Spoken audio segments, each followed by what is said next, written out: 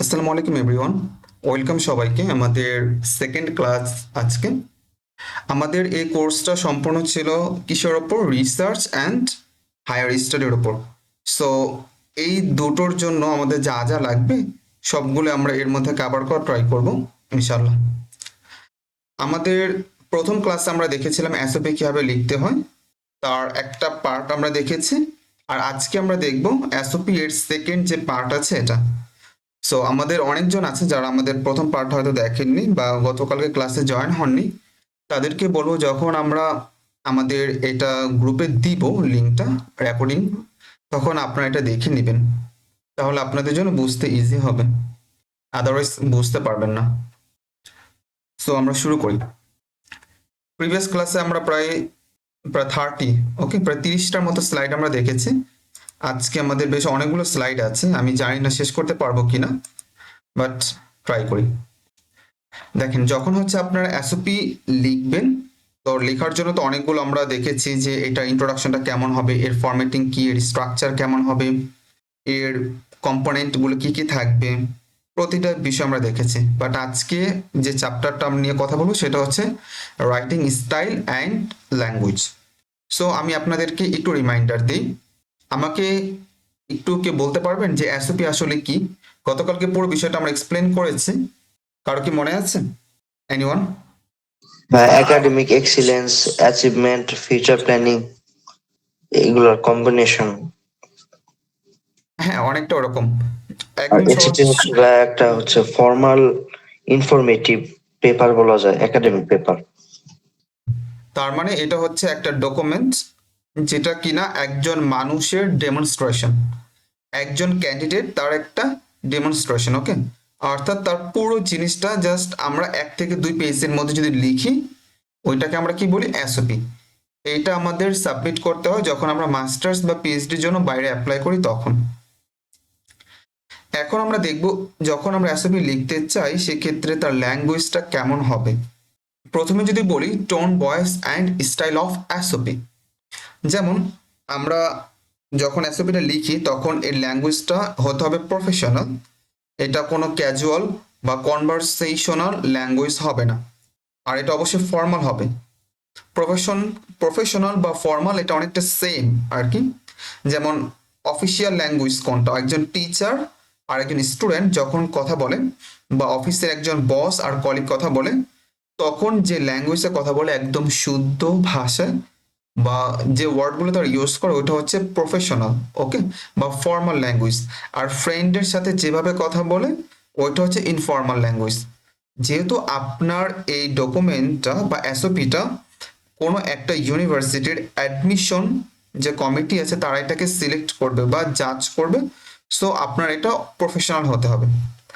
দেন হচ্ছে আপনি যখন এটা লিখবেন আপনার যে টোন বা লেখার এটাতে যাতে কনফিডেন্ট, এই জিনিসটা যাতে বোঝা যায় আর কি। ওকে, থার্ড যেটা আমরা বললাম অলরেডি, আপনার এই যেটা ফর্মাল, এক্ষেত্রে আপনি কোনো ধরনের স্ল্যাং বা কনট্রাকশনস ওয়ার্ড ইউজ করবেন না। যেমন যখন আমরা লিখি তখন আমরা সংক্ষেপে অনেক কিছু লিখি, তাই না? যেমন কান্ট, ডোন্ট, তারপর শুড নট, এটাকে শুডেন্ট, কুডেন্ট, ওকে, এরকম করে লিখি। সো এরকম করে লেখা যায় না, এটাকে সম্পূর্ণভাবে লিখতে হয়, অর্থাৎ অ্যাব্রিভিয়েশনগুলো লেখা যায় না। এরপর হচ্ছে আপনার অবজেক্টিভ এবং একাডেমিক যেটা আছে এটাকে আপনি ফোকাস করবেন, কোনো ইমোশনাল কথা লেখা যাবে না এই ক্ষেত্রে। এরপর হচ্ছে পজিটিভ, আপনার পুরো যে এসওপিটা আছে সম্পূর্ণটাতে যাতে পজিটিভ একটা ফিডব্যাক যাতে পায়, ওকে, এই বিষয়টাকে এনশিওর করা। একটা এক্সাম্পল আমরা দেখি, যেমন I am very passionate and extremely excited to apply to your amazing university.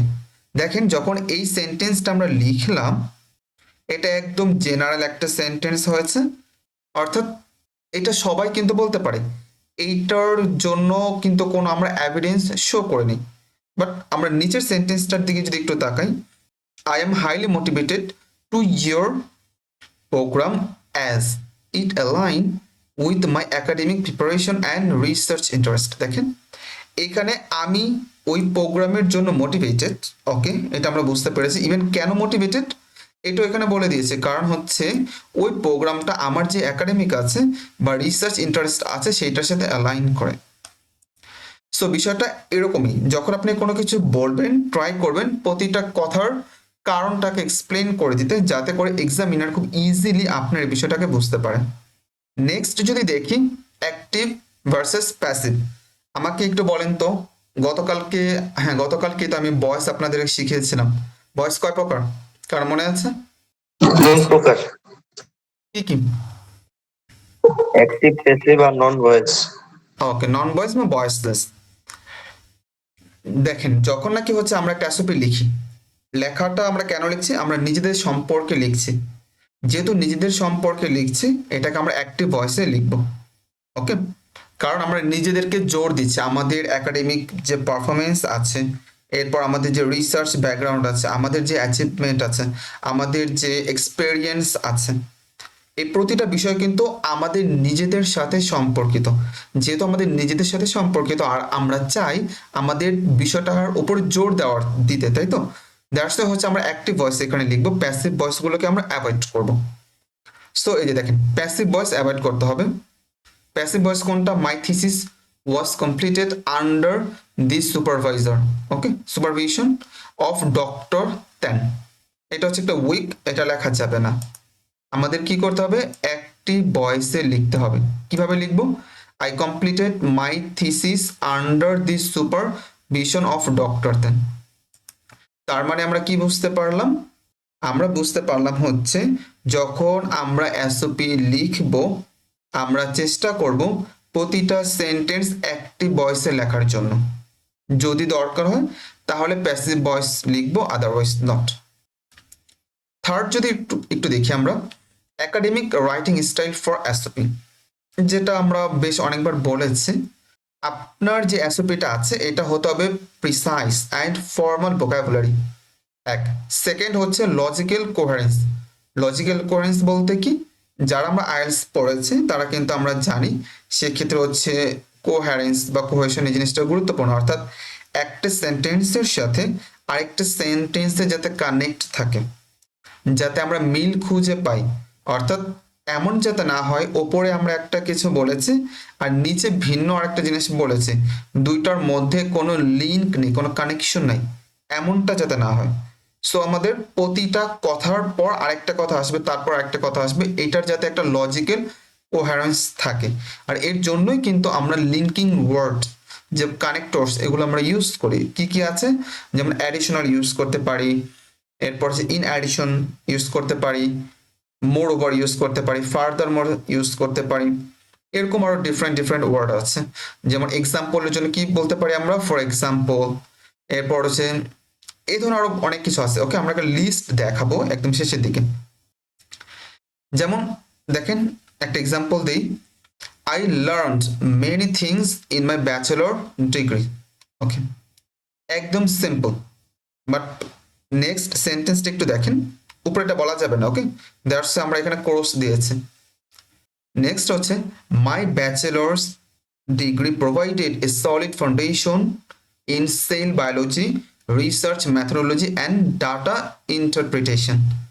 দেখেন প্রথমে আমরা কি বলেছি, যে আমি আমার ব্যাচেলর ডিগ্রি থেকে অনেক কিছু শিখেছি, বাট কি শিখেছি এটা কিন্তু আমরা এখানে এক্সপ্লেন করিনি। আমরা যদি এটা এক্সপ্লেন না করি তাহলে তো এক্সাম কমিটি বুঝতে পারবে না, রাইট? তো আমাকে কি করতে হবে? একটু এক্সপ্লেন করে দিতে হবে, যাতে করে যে সিলেকশন কমিটি, আই মিন যে অ্যাডমিশন কমিটি আছে, তারা যাতে বিষয়টা বুঝতে পারে, তারা যাতে আমি যে প্রোগ্রামে অ্যাপ্লিকেশন করেছি সেটার সাথে আমার যেই যে কোর্সগুলো ছিল ব্যাচেলরে, তার কোনো অ্যালাইনমেন্ট আছে নাকি নেই, কোনো রিলেশন আছে নাকি নেই, তারা যাতে এটা ইজিলি বুঝতে পারে। ওকে, দ্যাটস হচ্ছে আমাকে এরকম করে লিঙ্ক করে বলতে হবে, আর এক্সাম্পল দিয়ে বুঝিয়ে দেওয়া লাগবে। নেক্সট যদি আমরা একটু দেখি, যে formal but engaging writing. Engaging বলতে কি বুঝি আমরা? Engagement, right? অর্থাৎ ইনভলভমেন্ট হওয়া বা জড়িত হওয়া। এটা যদি আরো সহজ করে বলি, যে যখন আমরা একটা প্যারা লিখব, ওকে, তো আমরা তো জানি একটা প্যারা মানে হচ্ছে একটা কনসেপ্ট ডেলিভার দিবে, রাইট? ঠিক সেম ভাবে এটা যখন নাকি আরেকটা প্যারা আমরা লিখব, এটাও একটা ডিফারেন্ট কিন্তু ইনফরমেশনটাকে ডেলিভার করবে। বাট ওপরের যে প্যারা আছে আর নিচের যে প্যারা আছে, এই দুইটা যাতে এনগেজিং হয়, যাতে মিল থাকে, যাতে এমন না হয় যে মানে বিচ্ছিন্ন মনে হয় না যে এটা একই ব্যক্তির কোনো কিছু। ওকে, সো এই দুইটার মধ্যে যাতে এনগেজ থাকে এই বিষয়টাকে এনশিওর করা। যেমন এই ক্ষেত্রে আমরা বেশ কয়েকটা বিষয় একটু খেয়াল রাখি। যেমন ভেরিং সেন্টেন্স স্ট্রাকচার, মানে হচ্ছে কি আমরা ডিফারেন্ট সেন্টেন্স স্ট্রাকচার এক্ষেত্রে ইউজ করতে পারি। আমরা হচ্ছে সিম্পল সেন্টেন্স ইউজ করতে পারি, কমপ্লেক্স ইউজ করতে পারি, কম্পাউন্ড সেন্টেন্স ইউজ করতে পারি। সবগুলো যদি আমরা জাস্ট সিম্পল সেন্টেন্সে লিখি তাহলে এটা কিন্তু ভালো দেখায় না। সো আমাদের একটু কমপ্লেক্স বা কম্পাউন্ড সেন্টেন্স লিখতে হবে যাতে একটা সেন্টেন্সের মধ্যে কয়েকটা ইনফরমেশন চলে আসে। এরপর ইউজিং স্ট্রং ভার্ব, আমরা এক্ষেত্রে স্ট্রং কিছু ভার্ব ইউজ করতে পারি। দেন হচ্ছে keeping paragraph focused and well organised. Then হচ্ছে টেলিং এই প্রফেশনাল স্টোরি, যেটা আমরা প্রথম ক্লাস থেকে বলে আসছি। আমাদের পুরো অ্যাসিপিটা এমনভাবে প্রেজেন্ট করতে হবে যাতে করে বোঝা যায় এটা হচ্ছে একটা স্টোরি। অর্থাৎ যখন একজন এক্সামিনার আমার এটা পড়বে সে যাতে বুঝতে পারে আমার পুরো জার্নি সম্পর্কে। অর্থাৎ আমি কোথায় ব্যাচেলর কমপ্লিট করেছি, কিসে পড়েছি, দেন হচ্ছে আমি এখন এই প্রোগ্রামে যে অ্যাপ্লিকেশন করেছি, আর এর মাঝে আমি যা যা করেছি সবগুলো ধারাবাহিকভাবে লিখতে হবে। যার কারণে আমি বলেছিলাম কি প্রথমে পাস্ট টেন্স হবে, দেন হবে প্রেজেন্ট টেন্স, তারপর হবে ফিউচার টেন্স। পাস্ট টেন্স কোনটা, যেটা অতীতে আমরা করে ফেলছি ওইটা, অর্থাৎ আমরা ব্যাচেলর বা মাস্টার্স কমপ্লিট করে ফেলেছি। সো এটা আমাদের অলরেডি করে ফেলছে, আমাদের অ্যাচিভমেন্ট অলরেডি হয়ে গেছে। এটা হচ্ছে আমাদের কি পাস্ট টেন্স আন্ডারে যাবে। দেন প্রেজেন্ট টেন্স কি, যেটা এখন আমরা বর্তমানে করছি, বর্তমানে আমি হয়তো কোনো এক জায়গায় জব করছি, so this is present tense. আর ফিউচার গোল কি, ফিউচার গোল হচ্ছে আমি মাস্টার্স করব, দেন হচ্ছে পিএইচডি করব, দেন হচ্ছে পোস্ট ডক করব, দেন হচ্ছে আমি রিসার্চ অর্গানাইজেশনে জব করব বা ইউনিভার্সিটিতে জব করব বা ইন্ডাস্ট্রিতে জব করব। ওকে, সো ওইটা হচ্ছে আমার ফিউচার গোল। ইভেন যখন আমরা ফিউচার গোল আমরা লিখবো তখন দুইভাবে কিন্তু লিখতে পারি, একটা হচ্ছে শর্ট টার্ম ফিউচার গোল, আরেকটা হচ্ছে কি long term future goal. Right, এই বিষয়গুলো আমরা এক্সপ্লেন করেছি আমাদের প্রিভিয়াস ক্লাসে।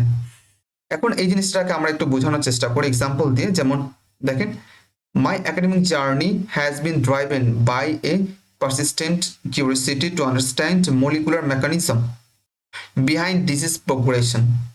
This interest motivated me to undertake my undergraduate thesis on antioxidant mediated neuroprotection. Okay, so আমরা এই কথা দ্বারা বুঝতে পারছি যে আমি যে মোটিভেটেড হয়েছিলাম, কেন মোটিভেটেড হয়েছি, আর এর পরে হচ্ছে আমি কি নিয়ে কাজ করেছি। ওকে, এরপর যদি বলি পাওয়ারফুল সেন্টেন্স অ্যান্ড ট্রানজিশন ওয়ার্ডস, যেটা আমরা একটু আগে বলেছি যে একটা লিস্ট আপনাদেরকে দেখাবো। আপনি যখন নাকি যে এই যে আমরা বারবার বলছি না যে এনগেজিং করা বা একটা স্টোরি সাজাবো বা লজিক্যাল যে ফ্লোটা আছে এই জিনিসটা কিভাবে মেনটেন করব, এটার জন্য বেশ কিছু ওয়ার্ড আমরা ইউজ করতে পারি। কেমন, যেমন ধরেন যে অ্যাডিং ইনফরমেশন, আপনি যদি কোনো ইনফরমেশন অ্যাড করতে চান সেক্ষেত্রে আপনি কি ইউজ করতে পারেন, ফার্দার মোর অথবা অ্যাডিশনালি অথবা মোরওভার, ডিপেন্ড করে। ধরেন প্রথমে আপনি ফার্দার মোর ইউজ করেছেন, তারপর ইউজ করবেন অ্যাডিশনালি, এরপর ইউজ করবেন হচ্ছে মোরওভার। কখনো যাতে এমন না হয় যে আপনি বারবার ফার্দার মোর ইউজ করছেন বা বারবার হচ্ছে অ্যাডিশনালি ইউজ করছেন বা বারবার হচ্ছে মোরওভার ইউজ করছেন। ওকে, তার মানে আপনি যখন ইনফরমেশন অ্যাড করবেন সেক্ষেত্রে ফার্দার মোর, অ্যাডিশনালি বা মোরওভার এটা ইউজ করবেন। এরপর শোয়িং কজ বা ইফেক্ট, আপনি যখন নাকি কোনো কজ দেখাবেন বা কোনো ইফেক্ট দেখাবেন সেক্ষেত্রে ইউজ করবেন হচ্ছে কনসিকুয়েন্টলি অথবা ফার্দার মোর অথবা অ্যাজ এ রেজাল্ট। যখন আপনি এক্সাম্পল দিবেন কোনো কিছু, যেমন আপনি বললেন যে আই কমপ্লিটেড মাই ব্যাচেলর। ওকে, আপনি ব্যাচেলর কমপ্লিট করেছেন, এরপর বলেন যে আমার বেশ কিছু সাবজেক্ট ছিল, I had several subject such as, অথবা ফর এক্সাম্পল। ওকে, এরকম করে যখন আপনি এক্সাম্পল দিবেন তারপর আপনি আপনার সাবজেক্টের নামগুলো হয়তো বলবেন, সেক্ষেত্রে আপনি কি বলতে পারেন, ফর ইনস্ট্যান্স বলতে পারেন, অথবা ফর এক্সাম্পল বলতে পারেন, অথবা সাচ অ্যাস বলতে পারেন, অথবা স্পেশালি এটা বলতে পারেন, অথবা ইন পার্টিকুলার এটা বলতে পারেন, অনেক কিছু বলা যায়। এরপর কম্পেয়ারিং আইডিয়া, যখন আপনি কোনো কিছুর সাথে কম্পেয়ার করবেন সেক্ষেত্রে আপনি সিমিলারলি এটা ইউজ করতে পারেন, অথবা কন্ট্রাস্ট, ওকে, এটা ইউজ করতে পারেন, অথবা ইউজ করতে পারেন হাউএভার। এই ধরনের ওয়ার্ডগুলো আপনারা ইউজ করবেন, সেক্ষেত্রে আপনারা খুব সুন্দর করে কিন্তু একটা প্যারার সাথে আরেকটা প্যারা, একটা লাইনের সাথে আরেকটা লাইন এনগেজ করতে পারেন। এরপর হচ্ছে কনক্লুডিং, এক্ষেত্রে আপনি কি লিখতে পারেন, ইন সামারি লিখতে পারেন, অথবা টু সামারি লিখতে পারেন, ওভারঅল লিখতে পারেন, তারপরে থাস এটা লিখতে পারেন। ওকে, ডিপেন্ড করে। আশা করি আপনাদের এটা নিয়ে আর কোনো প্রবলেম থাকার কথা না, যে কিভাবে হচ্ছে লজিক্যাল ফ্লোটাকে মেনটেন করতে হয়। এরপরে যদি প্রবলেম হয় স্লাইডটা একবার দেখবেন, ইনশাল্লাহ আশা করা যায় প্রবলেম কেটে যাবে। দেন যদি বলি strong sentence starter, like if you want to start a strong sentence, okay, then you can start by using this type of words or phrase, like my research experience has strengthened my analytical skills. Okay, so you can use this, or these opportunities allowed me to explore. Okay, so you can use this also. And if you want, so you can use this type of phrase. Okay, not like phrase, this is a part of sentence, like through this project or I developed. Okay, I think এটা আপনারা বুঝতে পেরেছেন। Next যদি দেখি avoiding ক্লাইচেস and generic statement, অর্থাৎ আপনি এই ক্ষেত্রে কি করবেন, যে বিভিন্ন ধরনের যে ক্লাইচেস আর যে জেনারিক স্টেটমেন্ট আছে এগুলোকে অ্যাভয়েড করা ট্রাই করবেন। এক্সাম্পল দেই, তাহলে বুঝতে ইজি হবে। দেখেন আপনি কি কি অ্যাভয়েড করবেন, এই যে এই বিষয়গুলো আপনি অ্যাভয়েড করবেন, আর আপনি ইউজ করবেন হচ্ছে এই বিষয়গুলো। দেখেন প্রথমে এখানে কি লিখেছে, since childhood I have bin passionate about science, যেটা আমরা প্রথম ক্লাসে বলেছিলাম যে এই ধরনের কোনো কিছু লেখা যাবে না। কেন লেখা যাবে না? যেমন ধরেন এটার মানে কি, এটার মানে হচ্ছে সিন্স চাইল্ডহুড, শৈশব হতে বা শৈশব থেকেই I have bin passionate about research, আমি সায়েন্সের প্রতি আমি অনেক বেশি প্যাশনেট। এটা কি হলো কোনো কথা? এটা তো হলো না, কারণ যখন একটা বাচ্চা ছোট থাকে বা আমরা যখন ছোট ছিলাম তখন তো আমরা পড়াশোনাই করতে চাইতাম না, আর তখন হচ্ছে আমরা কি বলছি যে সায়েন্সের প্রতি অনেক বেশি প্যাশনেট ছিলাম, অনেক বেশি আগ্রহী ছিলাম। সো এটা একটা ভ্যালুলেস কথা, প্রফেসর তারা এটা বুঝতে পারবে এই ধরনের কথাবার্তা, সো এটা বলা যাবে না। এটার পরিবর্তে কি লিখবো আমরা, দেখেন এইটা লিখবেন, যেটা হচ্ছে একটা প্রমাণ ক্যারি করে। Okay, my interest in biomedical research began during my undergraduate project on gene expression. এটার মানে কি, মাই ইন্টারেস্ট মানে আমার ইন্টারেস্ট কিসের প্রতি, এই যে ইন বায়োমেডিক্যাল রিসার্চ, বায়োমেডিক্যাল যে রিসার্চে আমার যে ইন্টারেস্টটা এটা বিগান শুরু হয়েছিল যখন নাকি আন্ডার গ্রাজুয়েটের আমরা প্রজেক্ট করেছিলাম জিন এক্সপ্রেশনের উপর। অর্থাৎ যখন আপনি আন্ডার গ্রাজুয়েটের জিন এক্সপ্রেশনের উপর প্রজেক্ট করেছিলেন তখন তার জন্য আপনার একটা বায়োমেডিক্যালের উপর একটা ইন্টারেস্ট গ্রো করেছে বা শুরু হয়েছিল। দেখেন এই সেন্টেন্স আর এই সেন্টেন্সের মধ্যে অনেক ডিফারেন্ট, রাইট? এইটাতে জাস্ট আমরা এমনি কিন্তু বলে দিয়েছি, এখানে কিন্তু আমরা কোনো কারণ বলিনি, এটা যে কেউ বলতে পারে। বাট যখন নাকি আপনি এটা বলবেন তখন এটার অনেক ভ্যালু বেশি, কারণ এটা আপনার কখন করেছেন, এটা আপনি বলেছেন, কেন এটাও বলেছেন, দুইটা উত্তর। বাট এখানে কিন্তু ওইরকম কোনো কিছু আমরা বলিনি, একদম জেনারেল একটা কথা, সো এটা বলা যাবে না। এরপর আমি যদি বলি যে I want to change the world, আমি পুরো বিশ্বটাকে পরিবর্তন করতে চাই, এটা আসলে বলা না বলা সমান কথা। এটা একটা ফলস, একটা মিথ্যা কথা, তাই না? এটা আসলে সবাই বোঝে যে আমি পুরো বিশ্বকে পরিবর্তন করতে চাই, এটা কি কখনো পসিবল?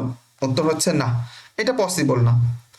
বাট আপনি অন্য একটা কাজ করতে পারেন, এটার পরিবর্তে কি লিখতে পারেন, দেখেন প্রমাণ সহ আপনার এখানে মেনশন করে দিচ্ছেন, I aim to contribute to developing innovative cancer therapeutics to improve patient outcome.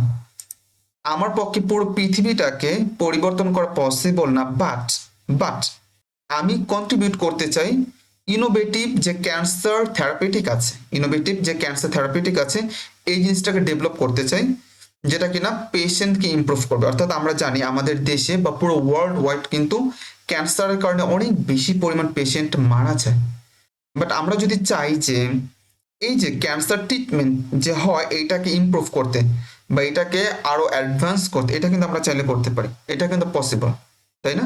দেখেন আমরা কিন্তু জাস্ট ছোট একটা সেগমেন্ট নিয়ে কাজ করতে চাই, আমরা পুরো বিশ্বকে পরিবর্তন করতে চাই না। সো ওই ধরনের কোনো কথা বলা যাবে না, কারণ এই ধরনের সেন্টেন্স আপনারা অনেক বেশি লেখেন, এগুলো যদি লেখেন আপনাদের রিজেকশন চলে আসার সম্ভাবনা অনেক বেশি, সো এগুলো লেখা যাবে না।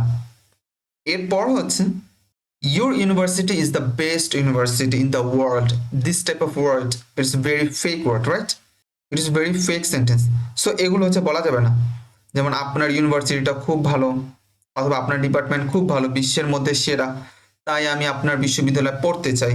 আমি আপনার ডিপার্টমেন্টটা খুব ভালো, তাই আমি আপনার ডিপার্টমেন্টে অ্যাপ্লাই করেছি। এই ধরনের কোনো কথা বলা যাবে না, লেখা যাবে না। এটার পরিবর্তে কি লিখতে হবে? এর পরিবর্তে আপনারা লিখবেন the advanced research facility and ongoing projects in drug discovery at your university strongly align with my research. দেখতে পাচ্ছেন এখানে তার যে ইউনিভার্সিটি কি নিয়ে কাজ করছে, যে টপিক নিয়ে কাজ করছে, ওই টপিকের সাথে আমার রিসার্চ গোলটা আসলে অ্যালাইন করছে। দ্যাটস ওয়াই হচ্ছে আমরা এটাকে চুজ করেছি, এরকম করে বলতে হবে। আমরা একটু পরেই দেখাবো যে এই জিনিসটাকে আরো কত স্পেসিফিকলি বলা যায়। একদম পুরো ইউনিভার্সিটির নাম, দেন হচ্ছে ডিপার্টমেন্ট নেম, দেন হচ্ছে প্রফেসর নেম, তারপর হচ্ছে প্রফেসর কি নিয়ে কাজ করে, এই প্রত্যেকটা জিনিস ধরে হচ্ছে যদি আমরা লিখি, সো ওইটার একটা ইম্প্যাক্ট থাকবে। আমাকে একটু বলেন তো, এই যে এই চ্যাপ্টারটা কি আপনাদের বুঝতে কোনো প্রবলেম আছে, কোনো কোশ্চেন আছে? যদি না থাকে দেন হচ্ছে আমরা নেক্সট চ্যাপ্টার চলে যাব। এনিওয়ান, কার কোনো কোশ্চেন? আপনাদের কারো কোনো কোশ্চেন আছে? না ভাইয়া। ওকে, যদি কোশ্চেন না থাকে দেন হচ্ছে আমরা নেক্সট চ্যাপ্টারে চলে যাচ্ছি। দেন হচ্ছে কাস্টমাইজেশন। সাপোজ আপনি একটা এসওপি লিখলেন, ওকে ফাইন, খুব ভালো কথা লিখলেন, বাট আপনার একটা এসওপি দিয়ে তো আপনি সব ইউনিভার্সিটিতে অ্যাপ্লিকেশন করতে পারবেন না। যেমন আপনি চান পিএইচডি করতে with full fund scholarship, okay fine, বুঝতে পারলাম, খুব ভালো কথা। এখন আপনি তো একটা ইউনিভার্সিটিতে অ্যাপ্লিকেশন করবেন না, একটা ইউনিভার্সিটি অ্যাপ্লিকেশন করলে তো আপনার স্কলারশিপ না হওয়ার সম্ভাবনা প্রায় 95% ধরে রাখেন। আপনাকে কি করতে হবে? কমপক্ষে 20টা ইউনিভার্সিটিতে অ্যাপ্লিকেশন করতে হবে। বাট এই যে 20টা ইউনিভার্সিটিতে যখন আপনি অ্যাপ্লিকেশন করবেন, তখন কি আপনি ঠিক সেম এসওপি দিয়ে কি অ্যাপ্লিকেশন করবেন? আমাকে বলেন। উত্তর হচ্ছে না, করা যাবে না। আপনি যদি ঠিক সেম ইউনিভার্সিটি মানে একটাই এসওপি দিয়ে যদি সব ইউনিভার্সিটিতে অ্যাপ্লিকেশন করেন, তাহলে আপনার এটার কিন্তু খুব বাজে একটা অবস্থা হয়ে যাবে, এটা করা যাবে না। তাহলে কি করতে হবে? এই 20 বারই কি নতুন করে এসওপি লিখতে হবে? উত্তর হচ্ছে না, 20 বারই আপনাকে নতুন করে মানে এসওপি লিখতে হবে না। তাহলে কি করতে হবে? আপনাকে কিছু কিছু সেগমেন্ট চেঞ্জ করতে হবে ইউনিভার্সিটি অনুযায়ী। এখন কথা হচ্ছে কোনগুলো আপনি চেঞ্জ করবেন আর কত পার্সেন্ট করবেন, আর কোনগুলো আপনি চেঞ্জ করবেন না। ওকে, এই হচ্ছে প্রশ্ন। যেমন ধরেন যে আপনার নাম, আপনার অ্যাচিভমেন্ট, আপনার ইউনিভার্সিটি, আপনার রিসার্চ ইন্টারেস্ট, আপনার রিসার্চ ওয়ার্ক, আপনার এক্সপিরিয়েন্স, এগুলো কি কখনো চেঞ্জ হবে? উত্তর হচ্ছে না, এগুলো তো কখনো চেঞ্জ হবে না। এগুলো সব ইউনিভার্সিটিতে সেম থাকবে। তাহলে চেঞ্জ হবে কি? চেঞ্জ হবে হচ্ছে জাস্ট একটা সেগমেন্ট। কোন সেগমেন্ট? যেটা হচ্ছে আপনি যে ইউনিভার্সিটিতে অ্যাপ্লিকেশন করেছেন ওই ইউনিভার্সিটির রিলিভেন্ট যে ইনফরমেশনগুলো আছে, জাস্ট ওই পোর্শনটুকু চেঞ্জ হবে। ওকে, যেমন ধরেন যে আপনি বললেন যে সাপোজ আমি যদি আমার নিজের কথা বলি, আমি চাই হচ্ছে হার্ভার্ড ইউনিভার্সিটিতে অ্যাপ্লিকেশন করব পিএইচডির জন্য। আমি চাই বায়ো ইনফরমেটিক্স তাদের যে ডিপার্টমেন্ট আছে ওইখানে অ্যাপ্লিকেশন করতে। ওইখানে ধরেন একজন ডক্টর আছে, একজন প্রফেসর আছে, তার আন্ডার আমি করতে চাই, কারণ তিনি হচ্ছে মানে জিন সিকোয়েন্স নিয়ে কাজ করে। ওকে, বুঝতে পারলাম। দেখেন তখন যখন আমি ওই ইউনিভার্সিটি অ্যাপ্লিকেশন করবো হার্ভার্ডে, তখন আমার ওখানে কি বলতে হবে? ওইখানে বলতে হবে যে আমি এই ইউনিভার্সিটিতে এই প্রফেসর যে এই টপিক নিয়ে কাজ করে এইটা আমি মানে এখানে আমি কাজ করতে চাই, বা আমি এখানে এটার জন্য আমি অ্যাপ্লিকেশন করেছি কারণ আমার প্রিভিয়াস এক্সপিরিয়েন্স এটার সাথে অ্যালাইন করে। ওকে ফাইন, বাট আপনি যখন নাকি অন্য একটা ইউনিভার্সিটিতে অ্যাপ্লিকেশন করবেন, ওকে, তো আমি ধরে নিচ্ছি আপনি নর্থ ক্যারোলিনা একটা ইউনিভার্সিটি আছে, ওইখানে আপনি অ্যাপ্লিকেশন করবেন।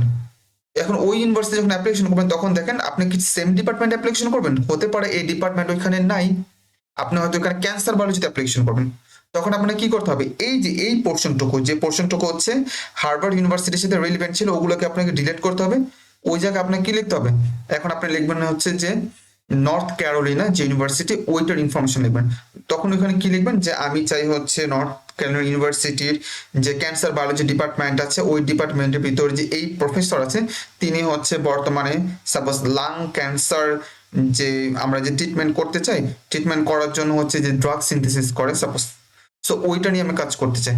তখন হচ্ছে আপনি এই ইনফরমেশনগুলো এখানে লিখে দিবেন। ওকে, তার মানে কি প্রতিবারই কিন্তু আপনাকে এসওপিটা চেঞ্জ করতে হচ্ছে, বাট একটা সেগমেন্ট চেঞ্জ করতে হচ্ছে, পুরো এসওপি চেঞ্জ করতে হচ্ছে না। কারণ আপনার নাম একটা আছে, একটাই থাকবে, আপনার অ্যাচিভমেন্ট একটাই আছে, তাই না? যেটা আছে ওইটাই থাকবে, এটা কখনো চেঞ্জ হবে না। সো এইটা আনচেঞ্জেবল। ওকে, এটা যা আছে তাই থাকবে। কোনটা চেঞ্জ হবে? যেটা শুধুমাত্র ওই ইউনিভার্সিটির সাথে রিলেটেড, ওই অংশটুকু শুধু চেঞ্জ হবে। ওকে, সো এই জিনিসটা যদি আমরা বুঝে থাক, কার কোনো কোশ্চেন? ভাইয়া মাস্টার্স প্রোগ্রামের জন্য কাস্টমাইজেশন কিভাবে চেঞ্জ হতে পারে? মাস্টার্স প্রোগ্রামের জন্য এটাও তো হওয়া পসিবল, কারণ আমি জি যদি জি মাস্টার্সের জন্য অ্যাপ্লিকেশন করতে চাই, তখন আমি তো মাত্র ধরে নিচ্ছি ব্যাচেলার কমপ্লিট করেছে, রাইট? এখন আমি কি করব? আমি চাই হচ্ছে পার ইউনিভার্সিটিতে অ্যাপ্লিকেশন করব মাস্টার্সের জন্য, ঠিক সেম, কোনো প্রবলেম নাই তো। আমরা ঠিক সেম কনসেপ্টে আগাবো। আমরা বলবো ব্যাচেলার আমরা এই সাবজেক্ট করেছি, সো এই সাবজেক্টের সাথে হচ্ছে আপনার ওই প্রোগ্রামটা অ্যালাইন করে, বা আমি এর আগে এই গবেষণাটা করেছি, এই গবেষণাটা হচ্ছে আপনার ওই আপনার ইউনিভার্সিটির এই ডিপার্টমেন্টের এই প্রফেসর তিনিও এই টপিকটা নিয়ে কাজ করতেছে, সো আমি চাই ওনার আন্ডারে কাজ করতে, এইভাবে হচ্ছে বলতে হবে তখন। একই তো প্রসেস, কোনো প্রবলেম নেই। এরপর যখন আমি আবার অন্য ইউনিভার্সিটিতে অ্যাপ্লিকেশন করবো, ঠিক ওরকম করে আমাকে খুঁজে বের করতে হবে যে ওই ইউনিভার্সিটিতে কোন টপিকের সাথে হচ্ছে আমার এই যে প্রিভিয়াস এক্সপিরিয়েন্সটাকে অ্যালাইন করানো যায়, রিলেট করানো যায়, তখন আমার ওইটা বলতে হবে। ওকে, জি সিম্পল, কোনো প্রবলেম নেই। এখন এইটাই হচ্ছে মূলত কাস্টমাইজেশন, আমরা এটা ডিটেলসে আমরা শিখবো। একটু সহজ করে যদি বলি যে আপনি যদি একটা জেনেরিক এসওপি যদি আপনি সাবমিট করেন, তখন অ্যাডমিশন কমিটির কাছে ইমপ্রেশনটা খারাপ হবে, আর আপনি হচ্ছে মানে ফেলিওর হবেন আর কি, সহজ কথা। সো প্রত্যেকটা ইউনিভার্সিটি চায় তার জন্য পার্সোনালাইজড একটা এসওপি, যেটা আমি মাত্র বললাম, যেটা কিভাবে আপনারা লিখবেন। আর আপনি ওইখানে তো অবশ্যই লিখবেন যে কেন আপনি ওই ইউনিভার্সিটির ওই প্রোগ্রামে আপনি অ্যাপ্লিকেশন করছেন, কেন করছেন, কারণ আপনার প্রিভিয়াস এক্সপিরিয়েন্স আছে এই রিলেটেড কাজের জন্য। ওকে, সেই জন্য আপনি করছেন। আর কেন আপনি এই প্রোগ্রামের জন্য পারফেক্ট, এটা আপনাকে এখানে বলে দিতে হবে। সো এটা কেন কিভাবে বলবেন?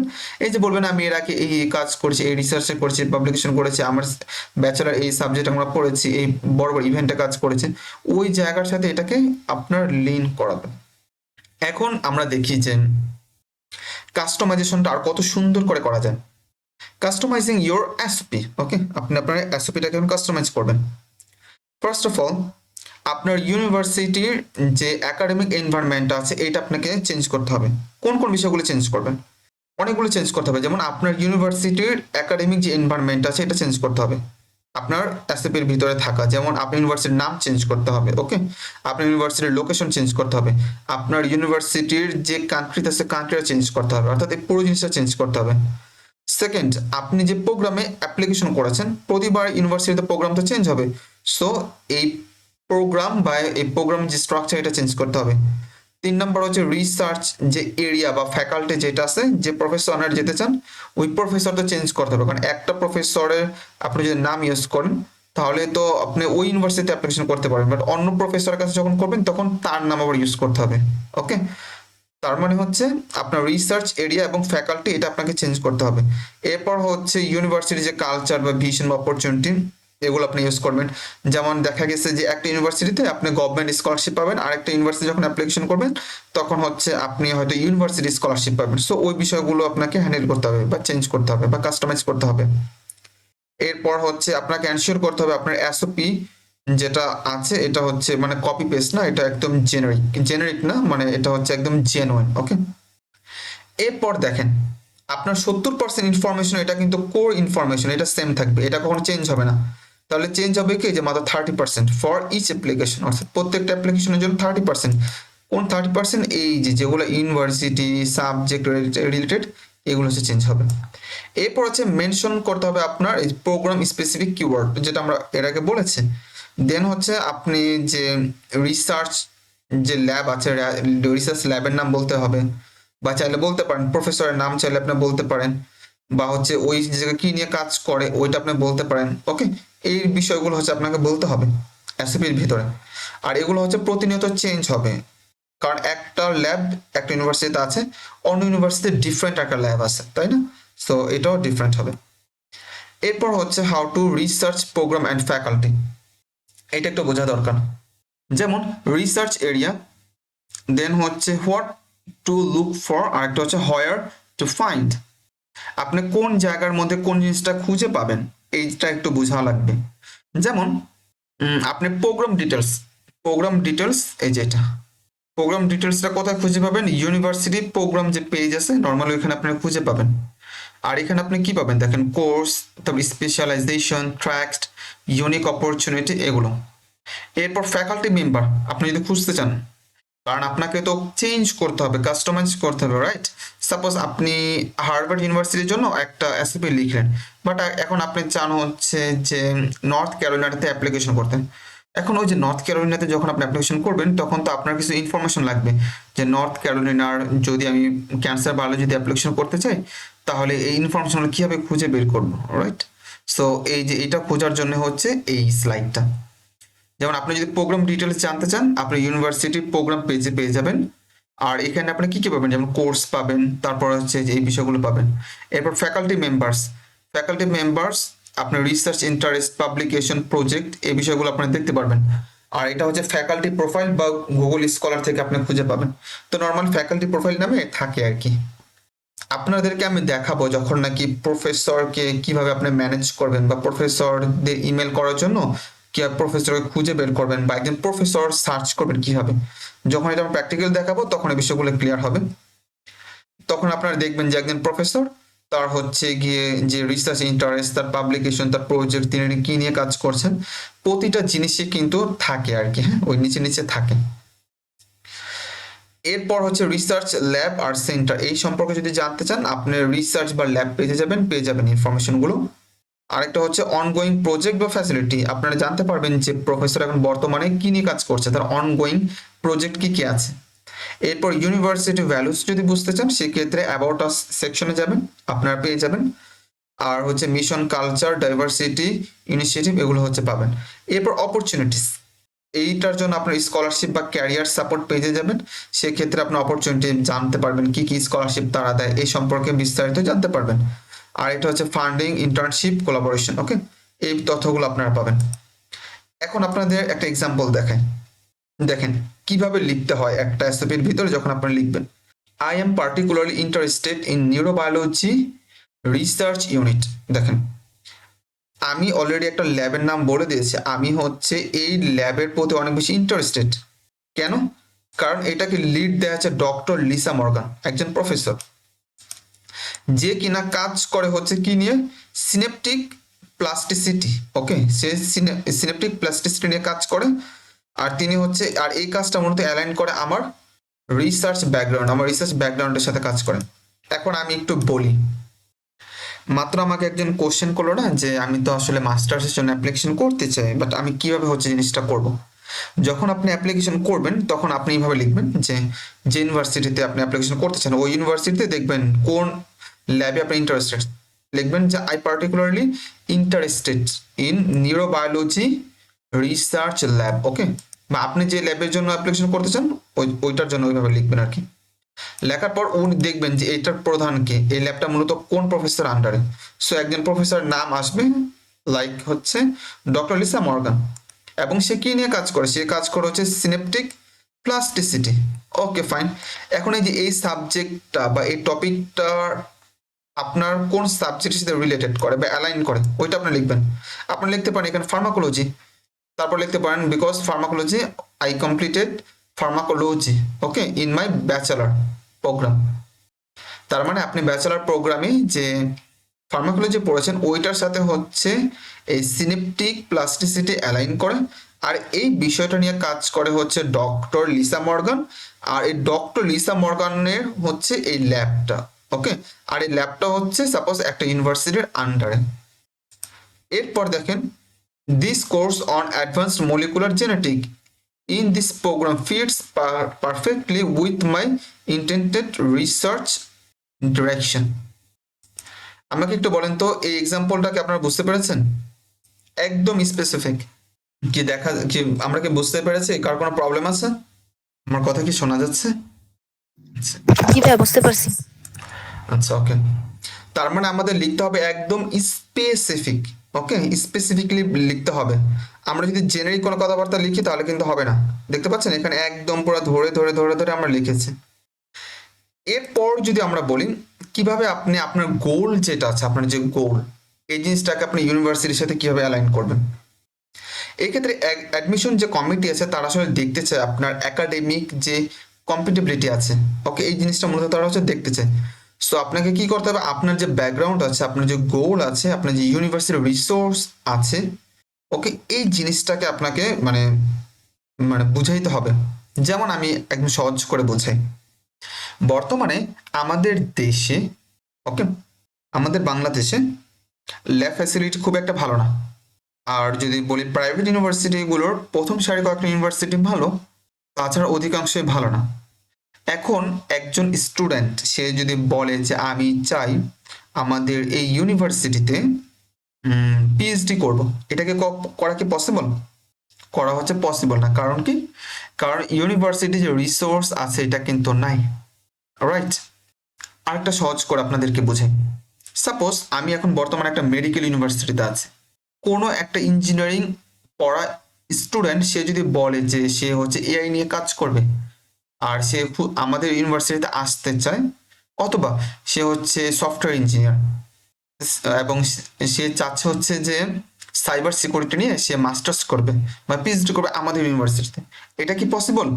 উত্তর হচ্ছে না, পসিবল না। কেন পসিবল না?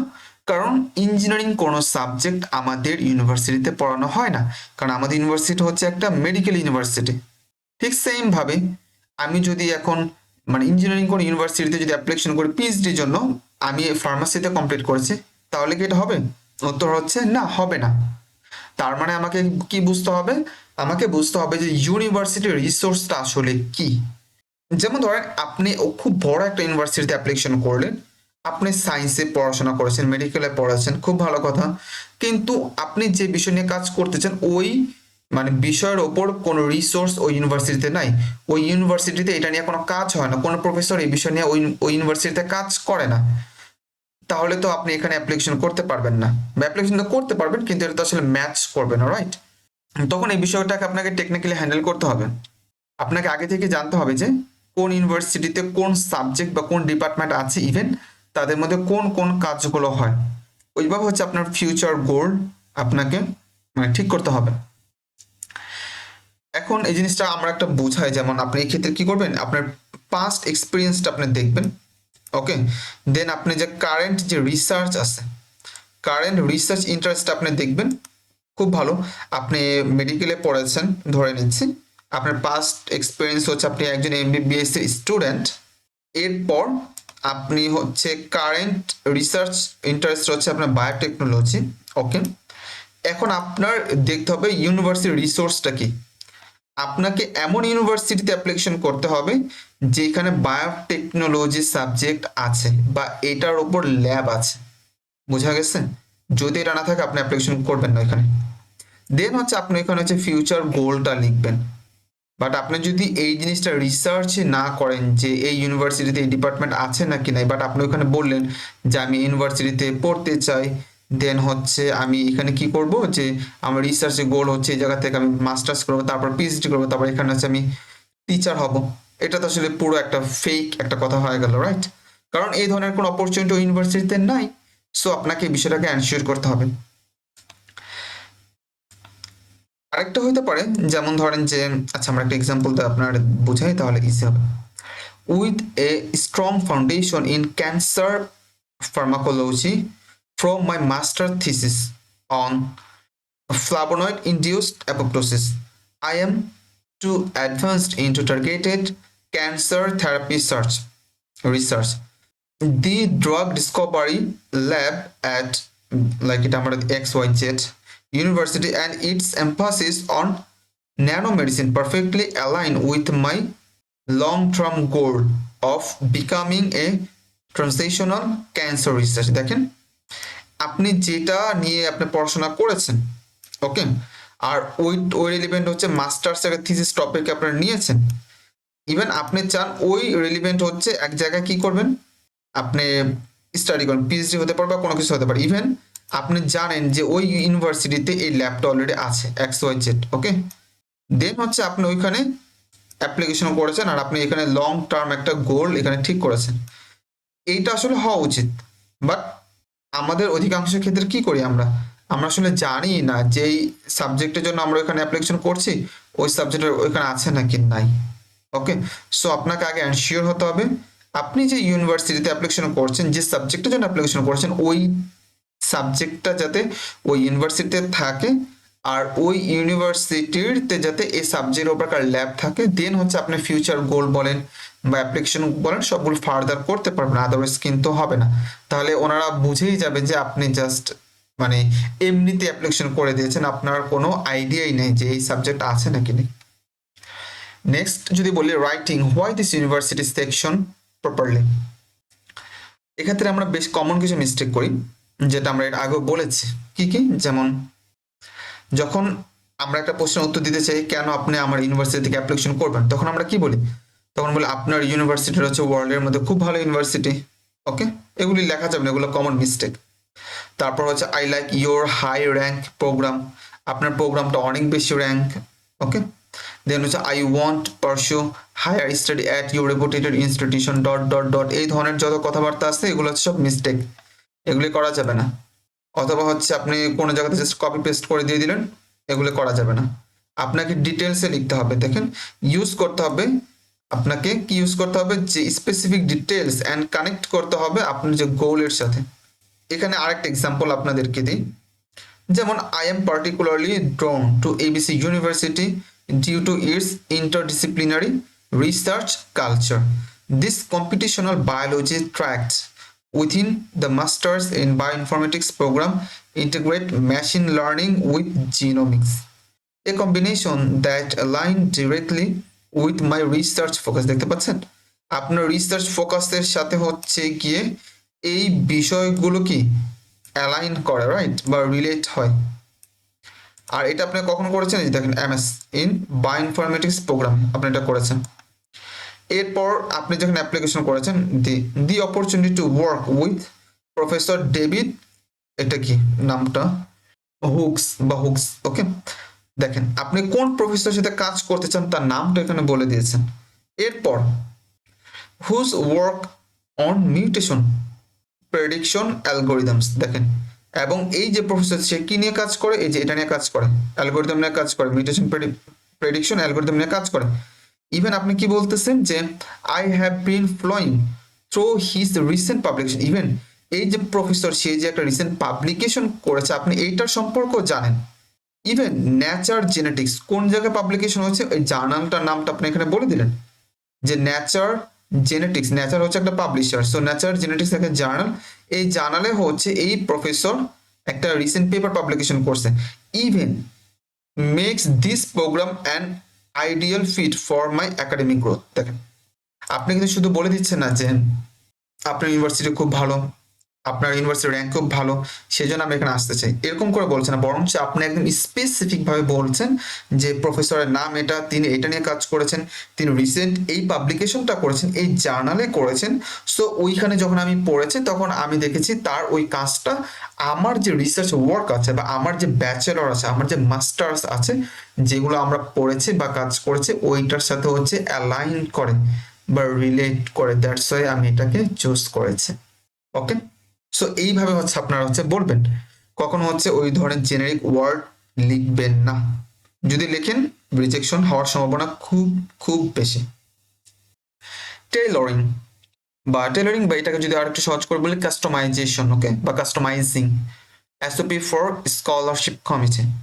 দেখেন, যখন হচ্ছে আপনি অ্যাপ্লিকেশন করবেন তখন কিন্তু তারা শুধুমাত্র আপনার যে ম্যারিট, আপনি যে আসলে যোগ্যতা সম্পন্ন, আপনি যে কোয়ালিফাইড, এটা শুধু দেখবে, বিষয়টা ওরকম না, তারা অনেক কিছু দেখে, যেমন আপনার ক্যারেক্টার বা আপনার লিডারশিপ বা আপনার ইম্প্যাক্ট, আপনার আদার্স অ্যাক্টিভিটি, এই বিষয়গুলো কিন্তু তারা দেখেন। তাছাড়া আরো বেশ কিছু জিনিস দেখে, যেমন আপনার academic excellence, leadership and community engagement, আপনি কমিউনিটির সাথে হচ্ছে এনগেজমেন্ট আছে নাকি নেই, আপনার লিডারশিপ এটা আছে নাকি নেই, কারণ আপনি যখন একটা ল্যাবে কাজ করবেন তখন তো আপনার একটা কমিউনিটির মধ্যে আপনাকে থাকতে হবে, সবার সাথে মিলেমিশে কাজ করতে হবে। সো ওই ধরনের বিষয়গুলো আপনার মাঝে আছে নাকি নেই, এরপর আপনার ফিনান্সিয়াল কোনো নিড আছে কিনা, দেন হচ্ছে আপনার ফিউচার কন্ট্রিবিউশন কি সমাজের প্রতি অথবা আপনার দেশের প্রতি, এই বিষয়টা তারা হচ্ছে জানতে চায়। এরপর তারা হচ্ছে একটা কমিটমেন্ট চায়, ওকে, এই বিষয়গুলো তারা কিন্তু দেখে আর কি। সো এগুলো হচ্ছে ওই ইউনিভার্সিটির পলিসি অনুযায়ী আপনি কাস্টমাইজেশন কিন্তু করবেন। এর একটা এক্সাম্পল নিচে দেখেন যে receiving this scholarship will empire to make sorry impair me to continue my cancer research and later contribute to my establishing a low cost oncology research center in my home country। যখন আপনি বলবেন যে আমি চাই হচ্ছে যে আমি যদি এই স্কলারশিপটা পাই তাহলে তো আমি আমার পড়াশোনা কমপ্লিট করার পর আমি আমার দেশে যাব, দেশে যাওয়ার পর লো কস্ট মানে খুব কম টাকায় আমি একটা ক্যান্সার রিসার্চ একটা ইনস্টিটিউশন বা একটা প্রতিষ্ঠান আমি খুলবো বা একটা সেন্টার আমি এস্টাবলিশ করব। কোথায় করবো? আমার দেশে আমি করব। সো এই যে এই ধরনের কিছু কমিটমেন্ট করা। দেন হচ্ছে beyond, okay, beyond academic achievement I have mentored. Already আপনার 50 জন আন্ডারগ্রেজুয়েট স্টুডেন্টকে কি করেছেন? মেন্টর করেছেন। যখন আপনি এইটা কথা বলবেন তখন কি হবে? এই যে এটা লিডারশিপ, এটা কিন্তু বোঝা যাবে। ওকে, in scientific writing workshop with align with your scholarship vision and global academic leaders। দেখেন আমরা কিন্তু একটা ভুল করি, আমরা করি কি সবসময় এভাবে ডিরেক্ট আমরা বলি। কিভাবে বলি? যেমন আমার হচ্ছে ক্যারেক্টার খুব ভালো, আমার মধ্যে লিডারশিপ আছে, আমি এটা করেছি। দেখেন এই হচ্ছে একটা বিষয়। আরেকটা হচ্ছে একটা সেন্টেন্সের মাধ্যমে জিনিসটাকে বুঝাইয়া দেওয়া যে আমার মধ্যে কিন্তু এই বিষয়গুলো আছে, বাট আপনি ডিরেক্ট কিন্তু তাদেরকে বলছেন না। দেখেন যখন আপনি বলেন আমি প্রায় 50 জনেরও বেশি আন্ডার গ্রাজুয়েট স্টুডেন্টকে আমি মেন্টর করেছি, ওকে, আমি তার মেন্টর ছিলাম, তাদেরকে আমি শিখিয়েছি, তখন কিন্তু অটোমেটিক এটা বোঝা যায় যে আপনার মধ্যে একটা লিডারশিপ বিষয়টা আছে। লাইক মি, আমি এখন আপনাদেরকে শেখাচ্ছি। এখন আমি যদি কখনো বলি যে আমি অনলাইনে হচ্ছে স্টুডেন্ট পড়াই, তাহলে ওই প্রফেসর সে কিন্তু বুঝে যাবে যে আমার মধ্যে লিডারশিপ এই বিষয়টা কিন্তু আছে। ওকে, বা আমি যে পড়াইতে পারি, আমি যে একজন ফিউচার টিচার হইতে চাই, বা এই বিষয়টা কিন্তু বোঝা যায়, রাইট? বা আমি হচ্ছে মেন্টরিং করতে পারি, এই বিষয়টা কিন্তু বোঝা যায়। সাপোজ আমি হচ্ছে আমাদের পুরো রিসার্চের যে জিনিসটা আছে, রিসার্চ লার্নিং সেন্টার, এই পুরো জিনিসটা আমি অর্গানাইজ করেছি, এখন পর্যন্ত করছি। তার মানে আমার মধ্যে কি আছে? অর্গানাইজ করার ক্যাপাবিলিটি আছে, দ্যাটস আমি এই জিনিসটা করতে পারছি। ওকে, তার মানে আমি যদি জাস্ট একটা লাইন বলি তাহলে এই পুরো জিনিসটা কিন্তু চলে আসবে। আমাকে আর এরকম ওয়ার্ড বাই ওয়ার্ড ধরে বুঝাইতে হবে না ওই প্রফেসরদেরকে বা এক্সামিনারদেরকে। বোঝা গেল? সো এরকম করে হচ্ছে আপনারা লিখবেন। ওকে, এখন আমাকে একটু বলেন তো যে এটা আপনাদের ক্লিয়ার হয়েছে কিনা এই যে কাস্টমাইজেশন নিয়ে। কারো কোনো কোশ্চেন আছে? এনিওয়ান? ওকে, যদি কোনো কোশ্চেন না থাকে দেন হচ্ছে আমরা নেক্সট যেটা আছে ওইটাতে চলেছে স্লাইডে। 6 তারপর হচ্ছে 7, এই দুইটা আমাদের হয়ে যাবে। আর দুইটা আছে, আমরা দুইটা খুব ফাস্ট শেষ করতে পারবো ইনশাল্লাহ। এরপর হচ্ছে common mistakes and how to avoid them. আমরা কমন কি কি মিস্টেক করি এসওপি লিখতে গেলে, আর এটাকে আমরা কিভাবে অ্যাভয়েড করতে পারি। যেমন ধরেন যে অনেক অ্যাপ্লিকেশন আসলে ফেইল হয়, মানে যখন অ্যাপ্লিকেশন করে ওইটা আসলে ফেইল হয়, বা তার হচ্ছে অ্যাডমিশন বা স্কলারশিপটাকে সিকিউর করতে পারে না। একটা প্রধান কারণ হচ্ছে তার উইক একাডেমিক প্রোফাইল। ওকে, এটা ঠিক আছে, তার হয়তো সিজিপিএ খুব একটু খারাপ ছিল, অথবা হচ্ছে তার অ্যাচিভমেন্ট খুব একটা নাই, হইতেই পারে। বাট আপনার যদি ভালো একটা এসওপি থাকে সেক্ষেত্রে খুব গ্রেট অপরচুনিটি, আপনারা আসলে ভালো করবেন, আপনার অ্যাপ্লিকেশনটা সামনের দিকে যাবে, আপনার অ্যাপ্লিকেশনটা তারা কনসিডারেশনে নিবে। ওকে, এটা কেন নিবে? কারণ হচ্ছে আপনার এসওপিটা খুব ভালো ছিল। আমরা দেখবো আসলে যে এসওপি এটাও একটা মার্ক ক্যারি করে। ওকে, এটা আমরা দেখবো এটা কত মার্ক, বা এটা কত মার্ক বলতে মানে এটা কোন পোর্শনে কত মার্ক ক্যারি করে, এটা আমরা দেখবো আর কি। এরপর এইটার যদি একটু বলি যে উইক স্টোরি টেলিং, আপনি যে গল্পটা বলবেন গল্পটা অবশ্যই মানে স্ট্রং এবং ক্লিয়ার একাডেমিক স্টোরি হতে হবে। এটা কখনো ফানি হবে না, অর্থাৎ আপনার কোনো পার্সোনাল কোনো স্টোরি হবে না, এটা হবে একদম একাডেমিক একটা স্টোরি। অর্থাৎ আপনার academic and research achievement experience পুরো জার্নিটাকে রিপ্রেজেন্ট করবে বা ডেমনস্ট্রেশন করবে, এইটা মূলত এখানে দেখাবে। আর এটা আরেকটা জিনিস যদি বলি, আপনার যে প্রিভিয়াস যে এক্সপিরিয়েন্স আছে ওইটাই কিন্তু আপনাকে ডিজাইন করে দিবে বা শেপড করে দিবে আপনার ফিউচার গোল কি হবে। যেমন আমি যেহেতু একজন ফার্মাসিস্ট, তার মানে আমার ফিউচার গোল আমি কিন্তু বুঝতেই পারছি, আমি হয়তো ফিউচারে এই রিলেটেড কোন একটা সাবজেক্টে পিএইচডি করবো বা পোস্টও করব। আমার কিন্তু খুব কম সম্ভাবনা আছে যে আমি অন্য কোনো দিকে ডাইভার্ট হয়ে যাব। ওকে, তার মানে প্রিভিয়াস এক্সপিরিয়েন্সটা হচ্ছে আপনাকে সামনে যে কি হবেন, ভবিষ্যতে কি হবেন, ওই জিনিসটাকে লিড দেয়। সো গল্পটা ঠিক এইরকমই হবে। ওকে, অর্থাৎ প্রিভিয়াস এর উপর ভিত্তি করে আপনার গল্পটাকে আপনি মেক করবেন। আর এই ক্ষেত্রে যখন আপনি স্টোরিটাকে বলবেন সেক্ষেত্রে ট্রাই করবেন কোনো ইমোশনাল কথাবার্তা না বলতে, জাস্ট আপনার একাডেমিক যা আছে ওই বিষয়টাকে ফোকাস করে বলা। এখন আমরা একটু দেখি কি কি আসলে কমন মিস্টেক হয়। প্রথম হচ্ছে যে writing unrelated information in paragraph form, অর্থাৎ প্যারাগ্রাফের মধ্যে যদি আপনি আনরিলেটেড কোনো ইনফরমেশন দেন তাহলে এটা একটা মিস্টেক, এটা করা যাবে না। সেকেন্ড মিস্টেক কি হতে পারে, আপনার ফ্লোটা হচ্ছে ক্লিয়ার না, আপনার আইডিয়াটা ক্লিয়ার না। আপনি একটা প্যারার মধ্যে আপনি একটা আইডিয়া দেন নাই, ওখানে আপনি কয়েকটা আইডিয়া অ্যাড করেছেন। So it can be a mistake. Okay, so এটা করা যাবে না, please don't do this. Then হচ্ছে no engaging introduction or meaningful conclusion. Okay, conclusion, আপনার ইন্ট্রোডাকশনটা অবশ্যই এনগেজিং হতে হবে, যদি না হয় তাহলে এটা একটা ভুল। কনক্লুশনটা যদি মিনিংফুল না হয় এটাও একটা মিস্টেক। এখন এটাকে কিভাবে অ্যাভয়েড করবেন? Very simple. ফার্স্ট, ব্যাকগ্রাউন্ডস আপনি লিখবেন, আপনার অতীতে কি কি করেছেন এটা। Then motivation, then experience, and last goal. Okay, future goal. এইভাবে হচ্ছে আপনি লিখবেন, অর্থাৎ এই ফ্লোটা আপনি ঠিক রাখবেন, তাহলে আপনারা এটা করতে পারেন। যেমন আপনারা জানেন স্টোরি লেখার কিন্তু অনেক নিয়ম আছে। এরপর হচ্ছে আপনি এখানে কি করতে পারেন, আপনার যে জার্নি আছে এই জিনিসটাকে আপনি দেখাইতে পারেন, আপনি রিয়েল এক্সাম্পল দিয়ে দেখাবেন। নট নেসেসারি জাস্ট আমার এটা আছে এটা আছে এটা আছে এটা আছে, রোবোটিক স্টাইলে না, একদম ন্যাচারাল। এরপর আপনি স্টার্ট এবং শেষ করবেন হচ্ছে গিয়ে একদম ইম্প্যাক্টফুল একটা বিষয় দিয়ে, যাতে করে আপনার প্রতিটা কথার ইম্প্যাক্টটা যাতে বোঝা যায়। এরপর আচ্ছা আপনাদের একটা এক্সাম্পল দিই, যেমন ধরেন স্টার্ট করবেন কিভাবে, অনেকভাবে করা যায়, এর আগে আমরা বলেছি, বাট এখানে যদি আরেকটু বলি, my journey into molecular biology began the day I lost my aunt to breast cancer. At that moment, science was no longer just a subject, it became a mission. দেখেন, আপনি যখন নাকি এই কথাটা লিখবেন তখন কথাটা শুনেই কিন্তু একটা মানে টাচিং এই বিষয়টা চলে আসে, সবার হচ্ছে মানে নজর কাড়বে, রাইট? কি বলেছে যে আমি ব্রেস্ট ক্যান্সারের কারণে আমার আন্টিকে, মানে আমার খালা ফুপু যেটাই হোক, আমি হারিয়েছিলাম। ওকে ফাইন, তখন সায়েন্সটা কি ছিল না, মানে অনেক বেশি মানে বেটার ছিল না।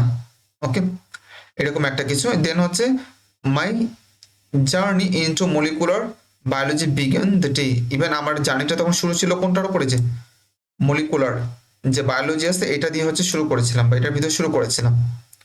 এরকম একটা স্ট্রং অপিনিয়ন দিয়ে আপনি শুরু করবেন, অর্থাৎ রিসার্চ ইন্টারেস্টটা যে শুধুমাত্র মানে সাবজেক্ট রিলেটেড হতে হবে এরকম না, আমাদের রিয়েল লাইফ থেকেও আমরা নিতে পারি।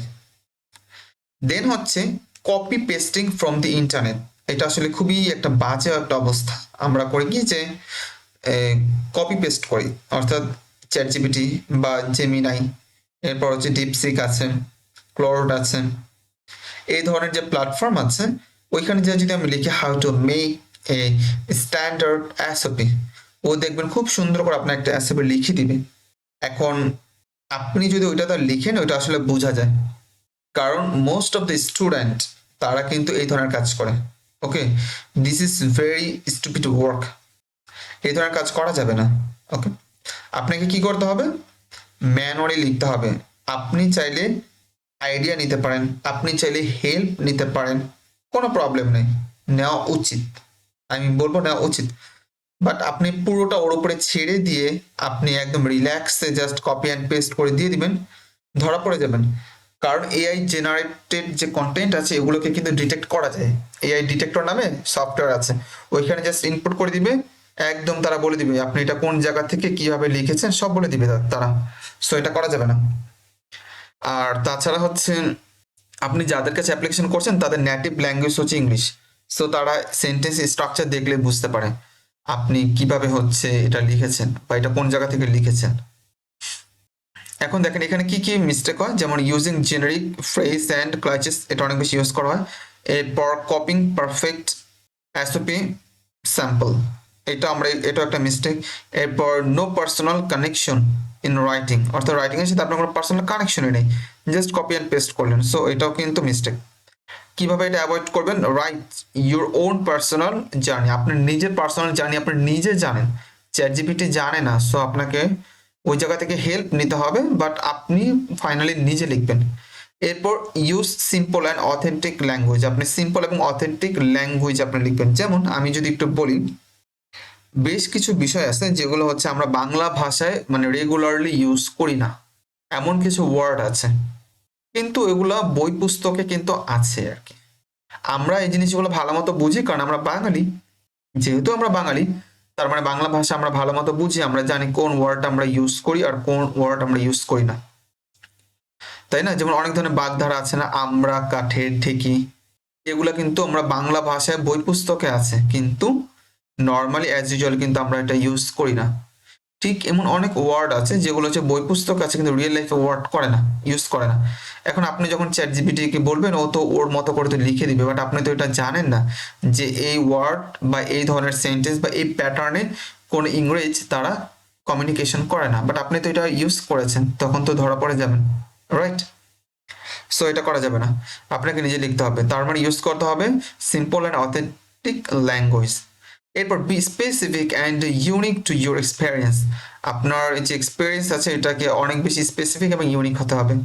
দেন এসওপি, এটা আপনার ইউনিভার্সিটিতে যদি পাঠান without changing, so it is too generic and need improvement. যেমন আপনি একটা এসওপি লিখলেন এবং আপনি চান যে এই এসওপিটা সব ইউনিভার্সিটিতে পাঠাবেন, তাহলে এটা কখনই করা যাবে না, কারণ আমরা জানি প্রায় 30%-এর মতো চেঞ্জ করতে হয়। যদি এটা না করেন তাহলে কি হবে, প্রত্যেকটা অ্যাপ্লিকেশন একদম জেনারিক হবে। সো ইমপ্রুভমেন্ট দরকার, এটা করা যাবে না। তার মানে কমন বেশ কিছু মিস্টেক আমরা দেখলাম যেগুলো ইন্টারনেট থেকে যদি সরাসরি করি তাহলে প্রবলেম হইতে পারে।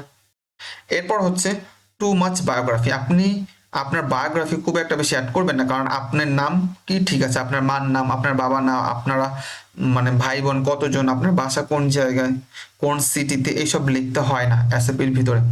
যদি এগুলো লেখেন এগুলো কিন্তু ভুল, ওকে? তার মানে বোঝা গেল এগুলো হচ্ছে আমরা লিখতে পারবো না।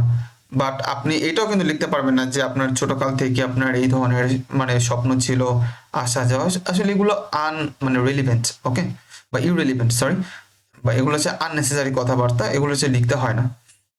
আপনি যে ওয়ার্ডগুলো লিখবেন ওগুলো যাতে একটা ইম্প্যাক্ট থাকে। এরপর অনেকে দেখা যায় যে আর বেশ কিছু কমন মিস্টেক বলি, যেমন তার ছোটকালের কথা লেখে, যেটা আমি বলেছি I wanted to be a scientist, আমি একজন সায়েন্টিস্ট হতে চাই। সো এগুলো মিস্টেক, এগুলো করা যাবে না। এরপর হচ্ছে অটোবায়োগ্রাফি, দেন হচ্ছে describing personal life in detail, আপনার পার্সোনাল লাইফে কি খেতে পছন্দ করেন, কখন ঘুম থেকে ওঠেন, আপনার কি কালার পছন্দ, কি খাইতে পছন্দ করেন, কোথায় ঘুরতে যান, এগুলো পার্সোনাল ইনফরমেশন, এগুলো হচ্ছে বলতে হয় না কখনো, এগুলো হচ্ছে মিস্টেক। এগুলো কিভাবে অ্যাভয়েড করবেন? অ্যাভয়েড করবেন হচ্ছে ভেরি সিম্পল, আপনার যে একাডেমিক যে গ্রোথ আছে বা প্রফেশনাল যে গোল আছে এটাতে আপনি ফোকাস করবেন। আপনি যে রেলিভেন্ট এক্সপিরিয়েন্স আছে এটা আপনি মেনশন করবেন।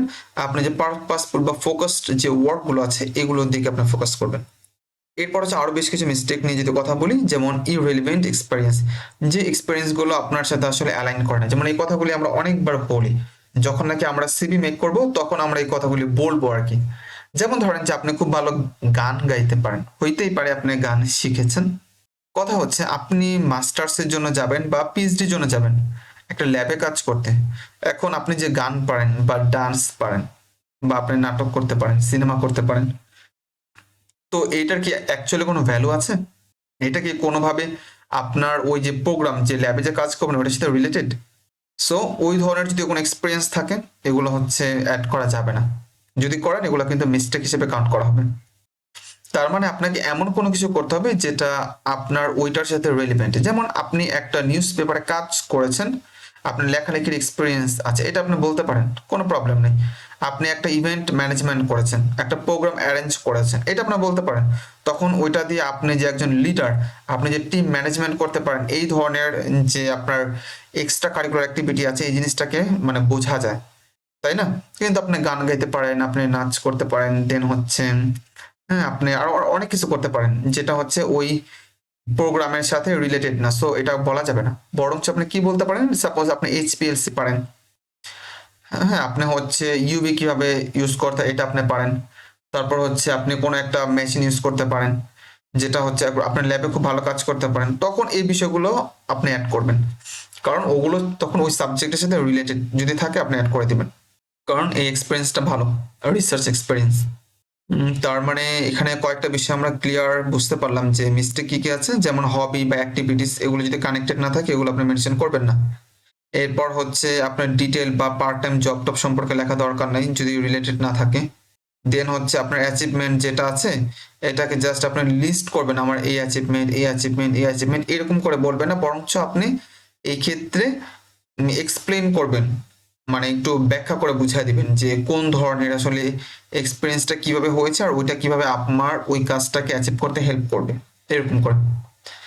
এখন এটাকে অ্যাভয়েড করবেন কিভাবে, যেমন রিসার্চ অ্যাবিলিটি যেটা আছে এটাতে ফোকাস করবেন, একাডেমিক প্রিপারেশন, লিডারশিপ প্রোগ্রাম যেটা আমরা বলেছি, বা প্রবলেম সলভিং যে স্কিল আছে এইটা, এরপর হচ্ছে মোটিভেশন ফর হায়ার স্টাডি, এইসব বিষয়গুলোকে নিয়ে আসবেন।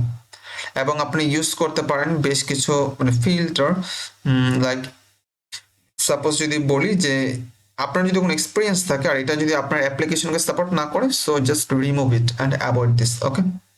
দেন হচ্ছে গ্রামার এরর অ্যান্ড রিডান্ডেন্সি। আমরা যেহেতু বাঙালি, আমরা যেহেতু বাংলা ভাষায় কথা বলি, আমাদের মাতৃভাষা যেহেতু ইংলিশ না, দ্যাটস ওয়াই আমরা যখন ইংলিশে কোনো কিছু লিখবো আমাদের প্রচুর পরিমাণে ভুল হবে, এটা হওয়াটাই স্বাভাবিক। বাট আপনাকে ট্রাই করতে হবে এই ভুলটাকে কমিয়ে আনতে, ওকে। আর এর জন্য বেশ কিছু ট্রিক্স অ্যান্ড টিপস আছে, যেমন গ্রামারলি সফটওয়্যার ইউজ করতে পারেন। যাক, আমরা একটু পরে দেখছি এই বিষয়গুলো। মিস্টেক মিস্টেক কি কি করি, যেমন repeated same idea many Times, আপনি বারবার একই কথা বলছেন, এটা করা যাবে না, এটা একটা মিস্টেক। মানে একই কথা বারবার, যেমন আপনি একটা পাবলিকেশন আছে, এখন ঘুরে ফিরে জাস্ট আপনি একটা পাবলিকেশনের কথা বারবার বলছেন, সো এটা কিন্তু একটা মিস্টেক। আপনি একবার বলেছেন এনাফ, আর বলতে হবে না। এরপর ইউজিং ইনফর্মাল ল্যাঙ্গুয়েজ, কেউ যদি ইনফর্মাল ল্যাঙ্গুয়েজ ইউজ করে এটাও একটা মিস্টেক। এরপর লং অ্যান্ড কনফিউশন বা কনফিউজিং যে সেন্টেন্সগুলো আছে এগুলোকে ব্যবহার করা যাবে না। দেখা গেছে যে আপনি একটা সেন্টেন্স বা 4 লাইন হয়েছে, এটা করা যায় না, ওকে। কারণ নর্মালি একজন ইংরেজ বা একজন নেটিভ ইংলিশ সে যখন কথা বলে নর্মালি কি হয় যে মানে 3-4 মানে লম্বা সেন্টেন্স একটা সেন্টেন্স আকারে তারা কথা বলে না, তারা শর্ট শর্ট বা মিডল অর্ডার যে সেন্টেন্স গুলো আছে এগুলো অনেক বেশি ইউজ করে। এরপর গ্রামার বা পাংচুয়েশন মিস্টেক হওয়াটা খুবই স্বাভাবিক, সো এটাকে রিডিউস করতে হবে। কিভাবে এটাকে অ্যাভয়েড করবেন, আপনি প্রুফ রিড করবেন মাল্টিপল টাইমস, অনেকবার পড়বেন, যেহেতু ছোট মাত্র 2 পেজের মতো, so you should read more and multiple time. And আপনি কি করতে পারেন, clear and formal language use করবেন। আপনি অ্যাভয়েড করবেন রিপিটেশন বা যে ফিলার যে সেন্টেন্সগুলো আছে এগুলোকে আপনি অ্যাভয়েড করবেন। এরপর আপনি বেশ কিছু টুল আছে যেগুলো হচ্ছে গ্রামার কারেকশন করে দেয়, যেমন গ্রামারলি একটা টুল আছে, এটা আপনি ইউজ করতে পারেন, এটা ফ্রিতে পাওয়া যায়, এটা আপনি ইউজ করবেন। বা এটা প্রিমিয়াম যেটা আছে এটাও আপনার টাকাতে চাইলে কিনতে পারেন, সো দরকার নেই যদি টাকা খরচা করতে না চান। বাট ফ্রিটা যেটা আছে ওটা ইউজ করলেও কিন্তু হয়ে যাচ্ছে, আপনার টুকিটাকি কাজ যা আছে এটা হয়ে যায়। অর্থাৎ আপনি যখন নাকি গ্রামার কোনো ভুল করবেন তখন ওই সফটওয়্যারটা দেখাই দিবে আপনি এই এই জায়গায় এটা ভুল করেছেন, তো তারা এটা কারেক্ট করে দিবে অটোমেটিক্যালি। এখন এক্সাম্পল আমরা দিই, যেমন উইক সেন্টেন্স যদি বলি, I am very passionate and dedicated and hard working and motivated, এটা হচ্ছে একটা উইক সেন্টেন্স। বেটার সেন্টেন্স কি, I am strongly motivated to pursue research in cancer biology. দেখেন প্রথম সেন্টেন্স আমরা কোনো রিজন বলিনি, কেন বা কি এটা বলিনি, কিন্তু সেকেন্ড সেন্টেন্সে কিন্তু আমরা বলেছি, কি বলেছি যে ক্যান্সার বায়োলজিতে আমি অনেক বেশি হচ্ছে ইন্টারেস্টেড বা মোটিভেটেড। ইভেন এটাও বলেছি, কারণটা এখানে বলে দিয়েছি যে মাই একাডেমিক ট্রেনিং অ্যান্ড ল্যাবরেটরি এক্সপিরিয়েন্সের কারণে। আর উপরে দেখেন কিছু বলে, জাস্ট প্লেন একটা লাইন শুধুমাত্র। এরপর যদি বলি নো অরিজিনালিটি, অর্থাৎ আপনার যে এটা আছে যে কি বলে এটাকে, আপনার যে এসওপি এটার মধ্যে যদি কোনো নতুনত্ব বা ইনোভেটিভ না থাকে বা এটা যে অরিজিনাল না হয়, এটা যদি কপি পেস্ট হয় তাহলে এটাও এক ধরনের মিস্টেক। ট্রাই করবেন আপনার এটা যাতে অনেক বেশি ইউনিক হয়, কারণ তার যেহেতু হাজার হাজার থাউজেন্ড তারা এসওপি পড়েছে, দ্যাট মিনস তারা কিন্তু পড়লেই বুঝতে পারে এটা কপি পেস্ট করা নাকি না।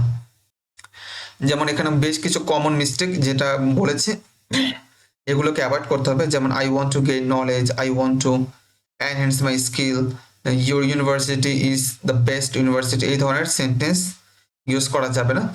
এর পরিবর্তে আপনি বলতে পারেন দিস এক্সপেরিয়েন্স টট মি বা I realise that this motivated me to this. Okay, এই ধরনের আপনার ফ্রেজ বা ওয়ার্ড বা part of sentence you should use this.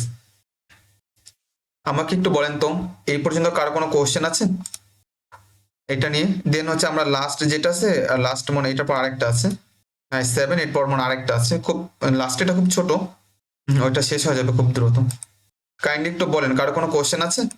ওকে, যদি কোনো কোশ্চেন না থাকে তাহলে হচ্ছে আমরা শুরু করি আমাদের নেক্সট পার্ট যেটা সেটা ফাইনাল ড্রাফটিং অ্যান্ড এডিটিং। এখন ধরে নিচ্ছি আপনি খুব সুন্দর করে অ্যাসেপিটা লিখেছেন, but now you need to check and edit your SOP properly. But আপনি কিভাবে করতে পারেন? How can you do that? This is the question, right? So এর জন্য আপনি গ্রামাটিক্যাল কোনো মিস্টেক আছে কিনা এগুলো দেখবেন, আনক্লিয়ার সেন্টেন্স বা পোর স্ট্রাকচার, প্লাগারিজম ঠিক আছে কিনা, এই বিষয়গুলো হচ্ছে এখানে দেখতে হয় বিফোর সাবমিশন। প্লাগারিজমটা কি, যখন আপনি কোনো জায়গা থেকে কোনো কিছু নেন তখন হচ্ছে যদি হুবহু নেন তাহলে প্লাগারিজম ধরা পড়ে, আর প্লাগারিজম মানে হচ্ছে চুরি করা। সো এটা আসলে ভালো বাংলাতে চৌর্যবৃত্তি এই ধরনের একটা কথা। সো এটা করা যাবে না। আপনি অলওয়েজ ট্রাই করবেন যাতে নিজে লিখতে, যাতে কোনো জায়গাতে কপি করে লিখতে না হয়। Proof reading technique. Proof reading is the, এটা যদি বলি যে প্রুফ রিডিং মানে কি, এটা এই কনসেপ্টটা আপনাদের একটু পরিচিত হওয়া দরকার। যখন আপনার পেপার সাবমিশন করবেন রিসার্চ পেপার, তখন ওই যে প্রুফ রিড কথাটা চলে আসে। অ্যাকসেপ্ট হওয়ার পরও এটাকে প্রুফ রিড করতে হয়, যেটাকে বলা হয় গ্যালারি প্রুফ, তখন এটা করতে হয়। সো এই যে আপনি যখন এটা করবেন তখন মানে হচ্ছে যে আপনি মানে ফাইনালি সাবমিশন করবেন, তার পূর্বে হচ্ছে পুরো জিনিসটাকে পড়া, এটা হচ্ছে মূলত প্রুফ রিডিং। এই ক্ষেত্রে কি কি করবেন বা কয়েকটা হচ্ছে ধাপ যদি বলি, যে রিড অ্যালাউড মেথড, আপনি জোরে জোরে মানে পড়বেন আপনার এটা, আর চেষ্টা করবেন যে এখানে ভুল খুঁজে বের করার জন্য, বা অকওয়ার্ড বা লং সেন্টেন্স কোনো কিছু আছে কিনা এই জিনিসটা আপনাকে চেষ্টা করবেন এগুলো খুঁজে বের করতে।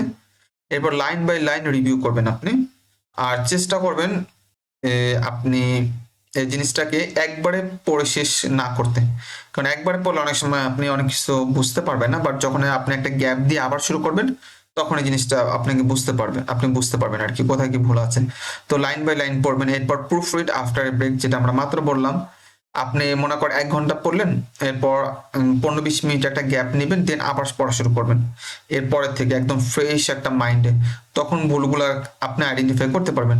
এরপর পিয়ার রিভিউ আপনি এটা করবেন। পিয়ার রিভিউ বলতে বোঝাচ্ছে যে আপনার যদি কোনো মেন্টর থাকে বা আপনার যদি কোনো টিচার থাকে বা যাকে আপনি ফলো করেন, তাকে আপনি অ্যাসেপিটা পাঠায় বলবেন যে ভাইয়া বা স্যার বা আপু, আপনি আমার এটা চেক করে দেন, দেখেন এটা আমাদের কোনো ভুল আছে কিনা, যদি ভুল থাকে তাহলে আমি এটাকে কারেক্ট করবো। ওকে, সো আপনার যে মেন্টরের কাছ থেকে আপনি হেল্প নিতে পারেন।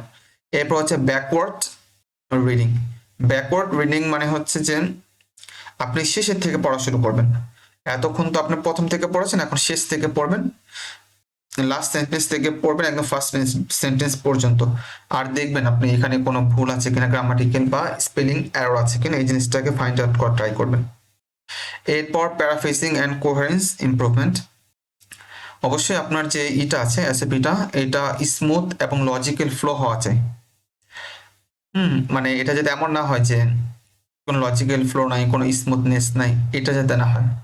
টেকনিক। টেকনিক কি, যে আপনি এক্ষেত্রে বেশ কিছু ট্রানজিশন ওয়ার্ড ইউজ করবেন, যেটা বলেছি, যেমন ফার্দার মোর, ইন অ্যাডিশন, এরপর হচ্ছে মোর ওভার, কনসিকুয়েন্টলি, এরপর হচ্ছে হাউএভার, এগুলো।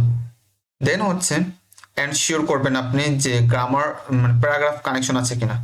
তো প্রথমে তো দেখলেন যে একটা সেন্টেন্সের সাথে আরেকটা সেন্টেন্স কানেকশন আছে কিনা, এরপর আপনি দেখবেন যে একটা প্যারাগ্রাফের সাথে আরেকটা প্যারাগ্রাফ কানেকশন আছে কিনা। এই ক্ষেত্রে আপনি এইটা ফলো করতে পারেন, যেমন মোটিভেশন, এক্সপেরিয়েন্স, স্কিল, তারপর হচ্ছে গোল, এই ফ্লোটা আপনি ফলো করতে পারেন। এরপর হচ্ছে প্যারাফ্রেজিং। প্যারাফ্রেজিং মানে হচ্ছে আপনার ওয়ার্ডগুলোকে মানে রিপিটেটিভ যদি কোনো ওয়ার্ড থাকে ওইটাকে আপনার রিপ্লেস করে দিবেন। যেমন আমি যদি একটু সহজ করে বুঝাই, একটা ওয়ার্ড তার অনেকগুলো কিন্তু সিনোনিমস থাকতে পারে, যেমন কম্পোনেন্ট, এটার মানে হচ্ছে উপাদান। তারপর এটার সিমিলার ওয়ার্ড কি কি আছে, কম্পোনেন্ট বা সাবস্টেন্স বা হচ্ছে যদি কম্পাউন্ড, এরপর হচ্ছে ইনগ্রেডিয়েন্ট, এই ধরনের আরো বেশ কিছু আছে। তো সব জায়গায় আপনি ঠিক সেম পরিমাণ মানে সেম টাইপের ওয়ার্ড ইউজ করবেন এটা করা যাবে না, আপনাকে ডিফারেন্ট ডিফারেন্ট ওয়ার্ড ইউজ করতে হবে যাতে গুড লুকিং হয়। এরপর রিরাইট করবেন, আপনার লং যদি সেন্টেন্স থাকে ওই বিষয়টাকে আপনি রিরাইট করবেন। আর হচ্ছে চেষ্টা করবেন যে যাতে মিনিং যাতে চেঞ্জ না হওয়া যায়, সেন্টেন্স স্ট্রাকচার চেঞ্জ হোক বাট মিনিং যাতে চেঞ্জ না হয় এই বিষয়টাকে এনশিওর করা। দেখেন এখন আপনাদের একটা এক্সাম্পল দিই, একটা উইক প্রথম যেটা সেটা হচ্ছে উইক সেন্টেন্স একটা, যেমন I did research work in microbiology lab, খুব ছোট সেন্টেন্স। এরপর it was a good experience, I learned many thing. দেখেছেন এটা কিন্তু খুব একদম সিম্পল একটা কথা হয়েছে, এটা কিন্তু কোনো প্রফেশনাল ওয়ার্ক মানে কথা না। এটা একটা বাচ্চা বলতে পারে, যখন বাচ্চারা কথা বলা শেখে তখন তাদেরকে একটা ওয়ার্ড বা দুইটা ওয়ার্ড করে প্রথমে শিখাইতে হয়, দেন ওইগুলোকে জোড়া দিয়ে একটা বড় সেন্টেন্স বানাইতে হয়, কারণ তারা বড় কোনো কথা বলতে পারে না, কারণ তাদের মধ্যে ওই পরিমাণ ক্যাপাবিলিটি তখন পর্যন্ত গ্রো করেনি। রাইট, যার কারণে তাদের মধ্যে ছোট ছোট ছোট ছোট বাক্য বলে। বাট এইভাবে বলবেন না, আপনি একটু অ্যাডভান্স বলবেন যে এরকম, মাই research experience in microbiology strengthened my problem solving abilities and allowed me to apply theoretical concept to real laboratory challenge। যাক, যে এরকম করে একটু সুন্দর করে বলবেন। এরপর হচ্ছে grammar and plagiarism check. Grammar check যেটা আমি বললাম, গ্রামার চেক করার জন্য সফটওয়্যার আছে গ্রামারলি, এটা আপনি ইউজ করবেন। আর প্লাগারিজম চেক করার জন্য টার্নিটিন সফটওয়্যার আছে, এটা ইউজ করবেন। গ্রামার এটা দেখবেন যে এটা ভার্ব বা সেন্টেন্স বা টেন্সটা ঠিক আছে কিনা। এরপর হচ্ছে ক্লিয়ার সেন্টেন্স গুলো আপনার ক্লিয়ার কিনা বা লং কিনা। দেন হচ্ছে সাবজেক্ট ভার্ব এগ্রিমেন্ট, এটা হচ্ছে একটা গ্রামার, দেখবেন এটা ঠিক আছে কিনা, মানে সাবজেক্ট অনুযায়ী ভার্বটা চেঞ্জ হয় নাকি হয়নি। যেমন থার্ড পারসন সিঙ্গুলার নাম্বার হলে ভার্বের সাথে এস বা ইয়েস যুক্ত হয়, এই বিষয়গুলো আর কি। এরপর ফর্মাল একাডেমিক টোন যেটা আছে এটা আপনি দেখবেন। দেন হচ্ছে প্লাগারিজম চেক করবেন, এনশিওর করবেন আপনার রেসিপিটা যাতে 100% অরিজিনাল হয়, অর্থাৎ এইটা যাতে কোনোভাবেই কারোর সাথে মিলে না যায়। ওকে, সো এই যে এটা কিভাবে চেক করবেন, এটার জন্য টার্নিটিন সফটওয়্যার হচ্ছে বেস্ট, আমরা এটা ইউজ করি রিসার্চের কাজের জন্য, এটা ইউজ করবেন। এটার কাজ হচ্ছে সিমিলারিটি বা প্লাগারিজমটাকে চেক করা। আচ্ছা, প্লাগারিজম বা এটাকে ভালো প্রনাউন্সিয়েশন হচ্ছে plagiarism. Okay, so both are correct. মানে প্লাজারিজম এটা হচ্ছে অনেক বেশি পপুলার আর কি, so we should use this pronunciation. Okay, তো প্লাজারিজম এটা হচ্ছে 100% অরিজিনাল হতে হবে এবং অ্যাভয়েড করবেন বা কপি করা মানে ইন্টারনেট বা আদার সোর্স থেকে, তাহলে হচ্ছে প্লাগারিজমটা কমবে। আর অবশ্যই লেখার পর টার্নিটিন সফটওয়্যার দিয়ে চেক করবেন যে প্লাগারিজম কত আছে। এরপর হচ্ছে ডেভেলপিং করবে প্রফেশনাল ফাইনাল রেসিপি। আর ফাইনাল রেসিপির মধ্যে তো মোটামুটি যা যা আমরা অলরেডি বলেছি, যেমন পার্সোনালিটি, তারপর হচ্ছে একাডেমিক জার্নি, পারপাস, ক্লারিটি সবকিছুই থাকবে। এটার হচ্ছে বলার মতো কোনো কিছুই নেই, বাট তার যদি একটু বলি, যেমন আপনার যে ইন্ট্রোডাকশন যেটা আছে এটা অনেক ক্লিয়ার থাকতে হবে। তারপর একাডেমিক যে প্রিপারেশন যেটা আছে এটাকে আপনি খুব ভালো মতো এক্সপ্লেন করবেন, রিসার্চ ইন্টারেস্টটা ফোকাস করবেন, আপনি কোনটার প্রতি অনেক বেশি ইন্টারেস্টেড ফিল করেন। দেন হচ্ছে রিলিভেন্ট এক্সপিরিয়েন্সগুলোকে হাইলাইট করবেন, ক্যারিয়ার গোল, এটা রিয়েলিস্টিক বা ইম্প্যাক্টফুল এই জিনিসটাকে বোঝাবেন। যেমন আপনি বলবেন না আমি পুরো পৃথিবীকে চেঞ্জ করে দিব, এটা আসলে রিয়েলিস্টিক না। এরপর হচ্ছে strong justification for university and programme, যেমন যে ইউনিভার্সিটিতে যে সাবজেক্ট আছে ওইটার জন্য ওইখানে অ্যাপ্লিকেশন করা, এটা হচ্ছে জাস্টিফাই করা। রাইট, এরপর হচ্ছে স্মুথ ট্রানজিশন, যেমন বিভিন্ন ওয়ার্ডগুলোকে ইউজ করা লিঙ্ক করার জন্য বা লজিক্যাল ফ্লোটাকে ঠিক করার জন্য। এরপর হচ্ছে ফর্মাল একাডেমিক বা টোন বা কনফিডেন্ট রাইটিং স্টাইল যেটা আছে ওইটা। দেন হচ্ছে আপনার ওয়ার্ড লিমিট রেসপেক্টেড, যেটা আমরা প্রথম ক্লাসে বলেছি কতগুলো ওয়ার্ড থাকবে, এবং আননেসেসারি ডিটেলটাকে অ্যাভয়েড করা। দেন হচ্ছে ফরম্যাটিং, কিভাবে হচ্ছে আপনি এটাকে ফরম্যাটিং করবেন, অর্থাৎ আমরা একদম ফাইনালের দিকে চলে আসছি, এখন আপনার এসওপিটা লেখা শেষ, বাট আপনি চান এটাকে সাবমিট করতে ইউনিভার্সিটিতে, তখন কি হবে, আপনি ফন্ট সাইজ, টাইম, ফন্ট স্টাইলটা রাখতে পারেন আপনি টাইমস নিউ রোমান বা এরিয়া এটা রাখতে পারেন। আর ফন্ট সাইজ 11 থেকে 12 প্রেফারেবল, অ্যান্ড স্পেস রাখবেন 1.5 বা এখানে 1.0 বা 1.15 লাইন স্পেস হতে পারে। এরপর লেন্থ যদি বলেন, মাস্টার্সের জন্য 800 থেকে 1000 ওয়ার্ড, আর পিএইচডির জন্য 1000 থেকে 1500 ওয়ার্ড। আর অ্যালাইনমেন্ট যেটা এটা জাস্টিফাইড করবেন, অর্থাৎ 4-5 যাতে সমান হয়। এরপর মার্জিন হবে 1 ইঞ্চি অন অল সাইড, যেটা নর্মালি থাকে বাই ডিফল্ট মাইক্রোসফট ওয়ার্ডে। এরপর ফাইল ফরম্যাট হচ্ছে পিডিএফ, এটা হচ্ছে প্রেফার্ড। ওকে, এটা ম্যান্ডেটরি। আপনি যদি পিডিএফ এ যদি সাবমিট না করেন তাহলে এটা কিন্তু এলোমেলো হয়ে যাবে, সো এটা করা যাবে না। You must submit your SOP as PDF format. Next importance বেশ কিছু জিনিস আছে, এটা আসলে অনেকবার বলা হয়েছে, বাট আমি যদি একটু বলি, অ্যাভয়েড করবেন আপনি যে বোল্ড এবং কালার টেক্সট দিবেন না, এই জিনিসগুলোকে অ্যাভয়েড করবেন। ওকে, কখনো বোল্ড বা কালার করবেন না।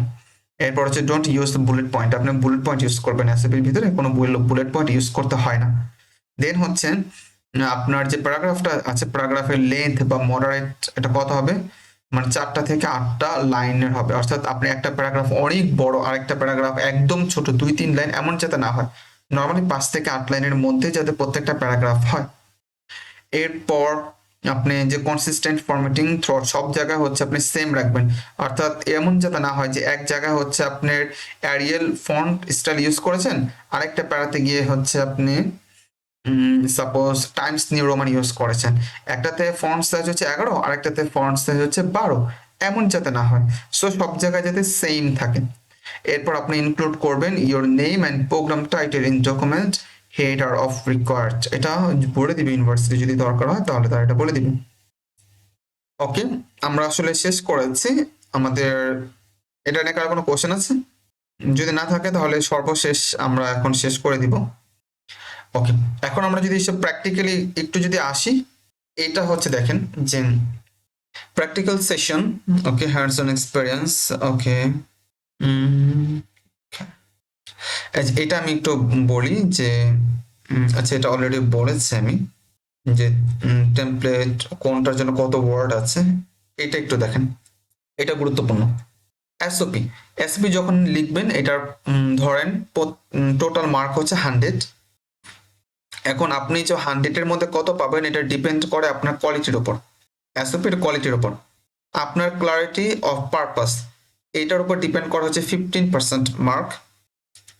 এরপর হচ্ছে একাডেমিক অ্যান্ড রিসার্চ রেলিভেন্স, এর উপরে ডিপেন্ড করে 20% মার্ক। এরপর হচ্ছে প্রোগ্রাম অ্যান্ড অ্যালাইনমেন্ট, এটার জন্য এটার জন্য লাগবে হচ্ছে কি আপনার, এটা ঠিক করলে পাবেন 15% মার্ক। এরপর coherence and logical flow content করে 15%। Originality and story telling a এটা ডিপেন্ড করে, এটা ক্যারি করে 15%। ল্যাঙ্গুয়েজ অ্যান্ড প্রফেশনালিজমের জন্য 10%, আর গ্রামার অ্যান্ড ফরম্যাটিং এর জন্য 10%। তার মানে প্রতিটা বিষয়ের উপর আপনাকে ফোকাস করতে হবে। আপনি যদি কোনো একটা জায়গায় খারাপ করেন তাহলে ওই সেগমেন্টের মার্কটা কিন্তু কমে যাবে। লাইক আইএলটিএস এক্সাম, আইএলটিএস এ কি হয় যে 4টা বিষয়ের উপর বেস করে তো মার্কিং হয়, রাইট? সো এখানে ঠিক সেম, এসওপিটা এই কয়েকটা বিষয়ের উপর ভিত্তি করে মার্কিং করা হবে। সো আপনার যদি এসওপিতে খুব ভালো মার্ক পেতে চান, প্রতিটা পয়েন্ট আপনাকে খুব সুন্দর করে হচ্ছে হ্যান্ডেল করতে হবে, otherwise you can't get the full mark of your SOP. আচ্ছা, এখানে হচ্ছে আমাদের মোটামুটি শেষ এই এসওপি লেখার যেটা আছে এটা। আর এই যে এখানে দেখেন এই পুরো জিনিসটাকে আমরা একটা সামারি করে দিয়েছি। কেউ যদি পুরো বিষয়টা পড়তে না চান, অ্যাটলিস্ট এখানে যে সামারি যেটা আছে, এই যে 3 পেজের যে সামারি আছে, এটা আপনারা একটু পড়বেন, তাহলে আশা করা যায় ইনশাল্লাহ আপনাদের জন্য এটা অনেক ভালো হবে। এখন আমাকে কাইন্ডলি একটু বলেন তো, কারো কোনো কোশ্চেন আছে? আমরা প্রতিটা বিষয় খুব সুন্দর করে এক্সপ্লেন করেছি। আই থিঙ্ক আপনাদের আসলে বিষয়টা এতক্ষণে বুঝে যাওয়া উচিত। এনিওয়ান, কার কোনো কোশ্চেন নেই? না থাকলে ভাইয়া প্লাগারিজম আর গ্রামার চেক সফটওয়্যার গুলো যদি একটু দেখা দিতেন। আচ্ছা, ওইটা প্রবলেম নাই, ওইটা হচ্ছে ওই যে আমাদের আর্টিকেল যখন রাইটিং করবো না আমরা, সেক্ষেত্রে হচ্ছে আমরা একটু দেখাই দিব। আর্টিকেল রাইটিং এর ক্ষেত্রে ওই ক্ষেত্রে হচ্ছে প্লাগারিজম আছে না, প্লাগারিজম চেক করার জন্য যে সফটওয়্যার ওইটা দেখাই দিব, আর হচ্ছে গ্রামারি সফটওয়্যার কিভাবে ইউজ করতে ওইটা দেখাই দিব। আর এগুলোর উপর আমাদের কিন্তু প্লেলিস্ট করা আছে, আমাদের লেকচার আছে ইউটিউবে, ওইখানে গেলে হচ্ছে পেয়ে যাবেন। জি ভাইয়া। ওকে, এনিওয়ান, দেখেন আমি যেহেতু ক্লাস শেষ এখন একটু বলি আমরা কি ভাবতাম এসওপি জাস্ট হচ্ছে একটা ডকুমেন্ট শুধুমাত্র, রাইট? কিন্তু দেখতে পাচ্ছেন এসওপির ভিতরে কত কিছু থাকে। অর্থাৎ আপনি যদি এ প্রতিটা বিষয় যদি জেনে শুনে বুঝে তারপরে যদি এসওপিটা লিখেন তাহলে আপনার এসওপিটা খুব ভালো হবে, আপনি স্কলারশিপও পেয়ে যাবেন। আর যদি মনে করেন না আমি এত কিছু মানবো না, জাস্ট কপি পেস্ট করবো, কারো কাছ থেকে ফরম্যাটিং নিব, নিয়ে হচ্ছে আমি এটা লিখে দিব, অথবা চ্যাট জিপিটি বা জেমিনাইয়ের মতো যে বড় বড় প্ল্যাটফর্মগুলো আছে এআই তাদের কাছ থেকে নিব, তাহলে কিন্তু প্রবলেম। এটা কিন্তু করা যাবে না, আপনাকে নিজে লিখতে হবে। You should write by your hand. Okay, ভাই একটা কোশ্চেন ছিল, হ্যাঁ শিওর। ভাই একটা স্ট্যান্ডার্ড এসিপি যদি দেখায় দিতেন। ওইটা আমি হচ্ছে টেমপ্লেট একটা দিয়ে দিব, অ্যাজ ইউজুয়াল একটা টেমপ্লেট হচ্ছে আমি দিয়ে দিব আর কি, আমাদের গ্রুপে আমি এটা দিয়ে দিব, প্রবলেম নেই। ওকে, সো ওইটা আছে না, ওইটা দেখলে হচ্ছে হয়ে যাবে। আর তারপর হচ্ছে আমি একটা হয়তো দীর্ঘ একটা ক্লাস নিব, মানে ক্লাসটা হচ্ছে রেকর্ডেড ক্লাস থাকবে, আমি দেখি ওটা যদি আপনাদের এই কোর্সটা শেষ হতে হতে যদি নেই সেক্ষেত্রে হচ্ছে আমি ওটা দিব আর কি। আর যদি পরে হয়, যদি পরে কেউ আমার কাছে চায় তাহলে হয়তো আমি ক্লাসটা দিব, আদারওয়াইজ হয়তো ওটা ইউটিউবে প্রাইভেট আকারে থাকবে। আমাদের একটা কোর্স আছে এসওপির উপর, ফুল কোর্স, ওইটাতে প্রায় 8টার মতো আমরা ক্লাস নিয়েছি শুধুমাত্র এসওপির উপর। সো ওইটাতে আরো বিস্তারিত, এই যে স্লাইডগুলো আমি এখানে দেখিয়েছি, প্রায় কতগুলো স্লাইড হবে এখানে দেখেন, কতগুলো দেখেন এখানে, প্রায় হচ্ছে মানে 60, মানে 67। তো প্রথম কয়েকটা স্লাইড যদি বাদ দিই তারপর প্রায় হচ্ছে গিয়ে প্রায় 60-এর মতো স্লাইড। ওকে, প্রায় 60 বা 60-র মতো স্লাইড আছে শুধুমাত্র এই এসওপির ওপর। এই এইটার ওপর আমরা প্রায় 8টার মতো ক্লাস নিয়েছি, ওইটা আমাদের একটা ডিফারেন্ট কোর্সে আছে, আপনারা দেখবেন এসওপির উপর শুধুমাত্র, ওইটার মধ্যে ডিটেইলস আমরা এক্সপ্লেন করেছি। বাট এটা যেহেতু আমাদের একটা কম্বাইন্ড একটা প্রোগ্রাম, কম্বাইন্ড হচ্ছে একটা কোর্স, সো দ্যাটস হচ্ছে আমাদেরকে খুব ফাস্ট এটাকে শেষ করতে হয়েছে, আদারওয়াইজ আমরা এখানে শেষ করতে পারতাম না। আমাদের এছাড়াও অনেকগুলো বিষয় কভার করতে হবে আমাদের কোর্সের মধ্যে, যেমন সিবি, এরপর হচ্ছে এলওআর, এরপর হচ্ছে রিসার্চ প্রপোজাল, এরপর হচ্ছে প্রফেসর খুঁজে বের করা, হ্যাঁ, তারপর হচ্ছে কিভাবে প্রোগ্রাম খুঁজে বের করব, তারপর হচ্ছে প্রফেসরদেরকে ইমেল করব, যে ইমেলের উপর আমাদের ক্লাস থাকবে, এরপর রিসার্চ রিলেটেড হচ্ছে বেসিক কিছু কথাবার্তা থাকবে। সো এগুলো যখন আমরা দেখাবো তখন আরো অনেক কিছু এখানে অ্যাড হবে। তো দ্যাটস ওয়াই হচ্ছে আমরা এটাকে আর খুব একটা বেশি বড় করিনি। এখন কাইন্ডলি আপনারা বলেন আপনাদের আরো কারো কোনো কোশ্চেন আছে, না হলে হচ্ছে আজকের মতো আমরা ক্লাস এখানে শেষ করব। তো ধরে নিতে পারেন আমাদের এসওপির উপর ক্লাস শেষ, এরপর হয়তো আমরা অন্য একটা বিষয়ের উপর ক্লাস নিব, আর এটা প্রবাবলি টুমরো ইনশাআল্লাহ, আগামীকালকে হয়তো আমরা ক্লাস নিব। ভাই একটা ভালো এসিপি কি মনে করেন মাস্টার্স এর জন্য একটা ভালো স্কলারশিপ এর কোনো কারণ হইতে পারে? তাহলে এই যে আমরা যে এত কষ্ট করে যে গতকালকে হচ্ছে প্রায় 2 ঘন্টা, প্রায় 2 ঘন্টা বলতে কি 2 ঘন্টা, 2 ঘন্টা থেকে 2 সেকেন্ড কম আমি দেখেছি পরবর্তীতে। ওকে, সো 2 ঘন্টার মতো গতকালকে ক্লাস নিলাম, আজকের ক্লাসটা অলমোস্ট প্রায় 1.5 ঘন্টা হয়ে গিয়েছে, রাইট? সো আমাদের এটা যদি গুরুত্বপূর্ণ না হতো তাহলে কি আমরা এত জোর দিতাম এটার উপর? আমরা তো প্রতিটা জিনিস ধরে ধরে দেখিয়েছি, তাই না? ইভেন পরবর্তীতে মার্ক ডিস্ট্রিবিউশন ওটাও তো দেখিয়েছি, কোনটা কত পার্সেন্ট মার্ক ক্যারি করে। তার মানে একটা ভালো স্কলারশিপ পাওয়ার জন্য অবশ্যই অবশ্যই ভালো একটা এসওপি দরকার। ওকে, এটা হতে পারে মাস্টার্স এর জন্য, পিএইচডি অথবা পোস্ট ডকের জন্য। এনিওয়ান, কারো কোনো কোশ্চেন আছে? যদি না থাকে তাহলে আমরা এখানে শেষ করে দিচ্ছি। ইনশাল্লাহ নেক্সট ক্লাসে আগামীকাল হয়তো অন্য আরেকটা টপিকের উপর আমাদের ক্লাস হবে। আল্লাহ হাফিজ, আসসালামু আলাইকুম রহমতুল্লাহ।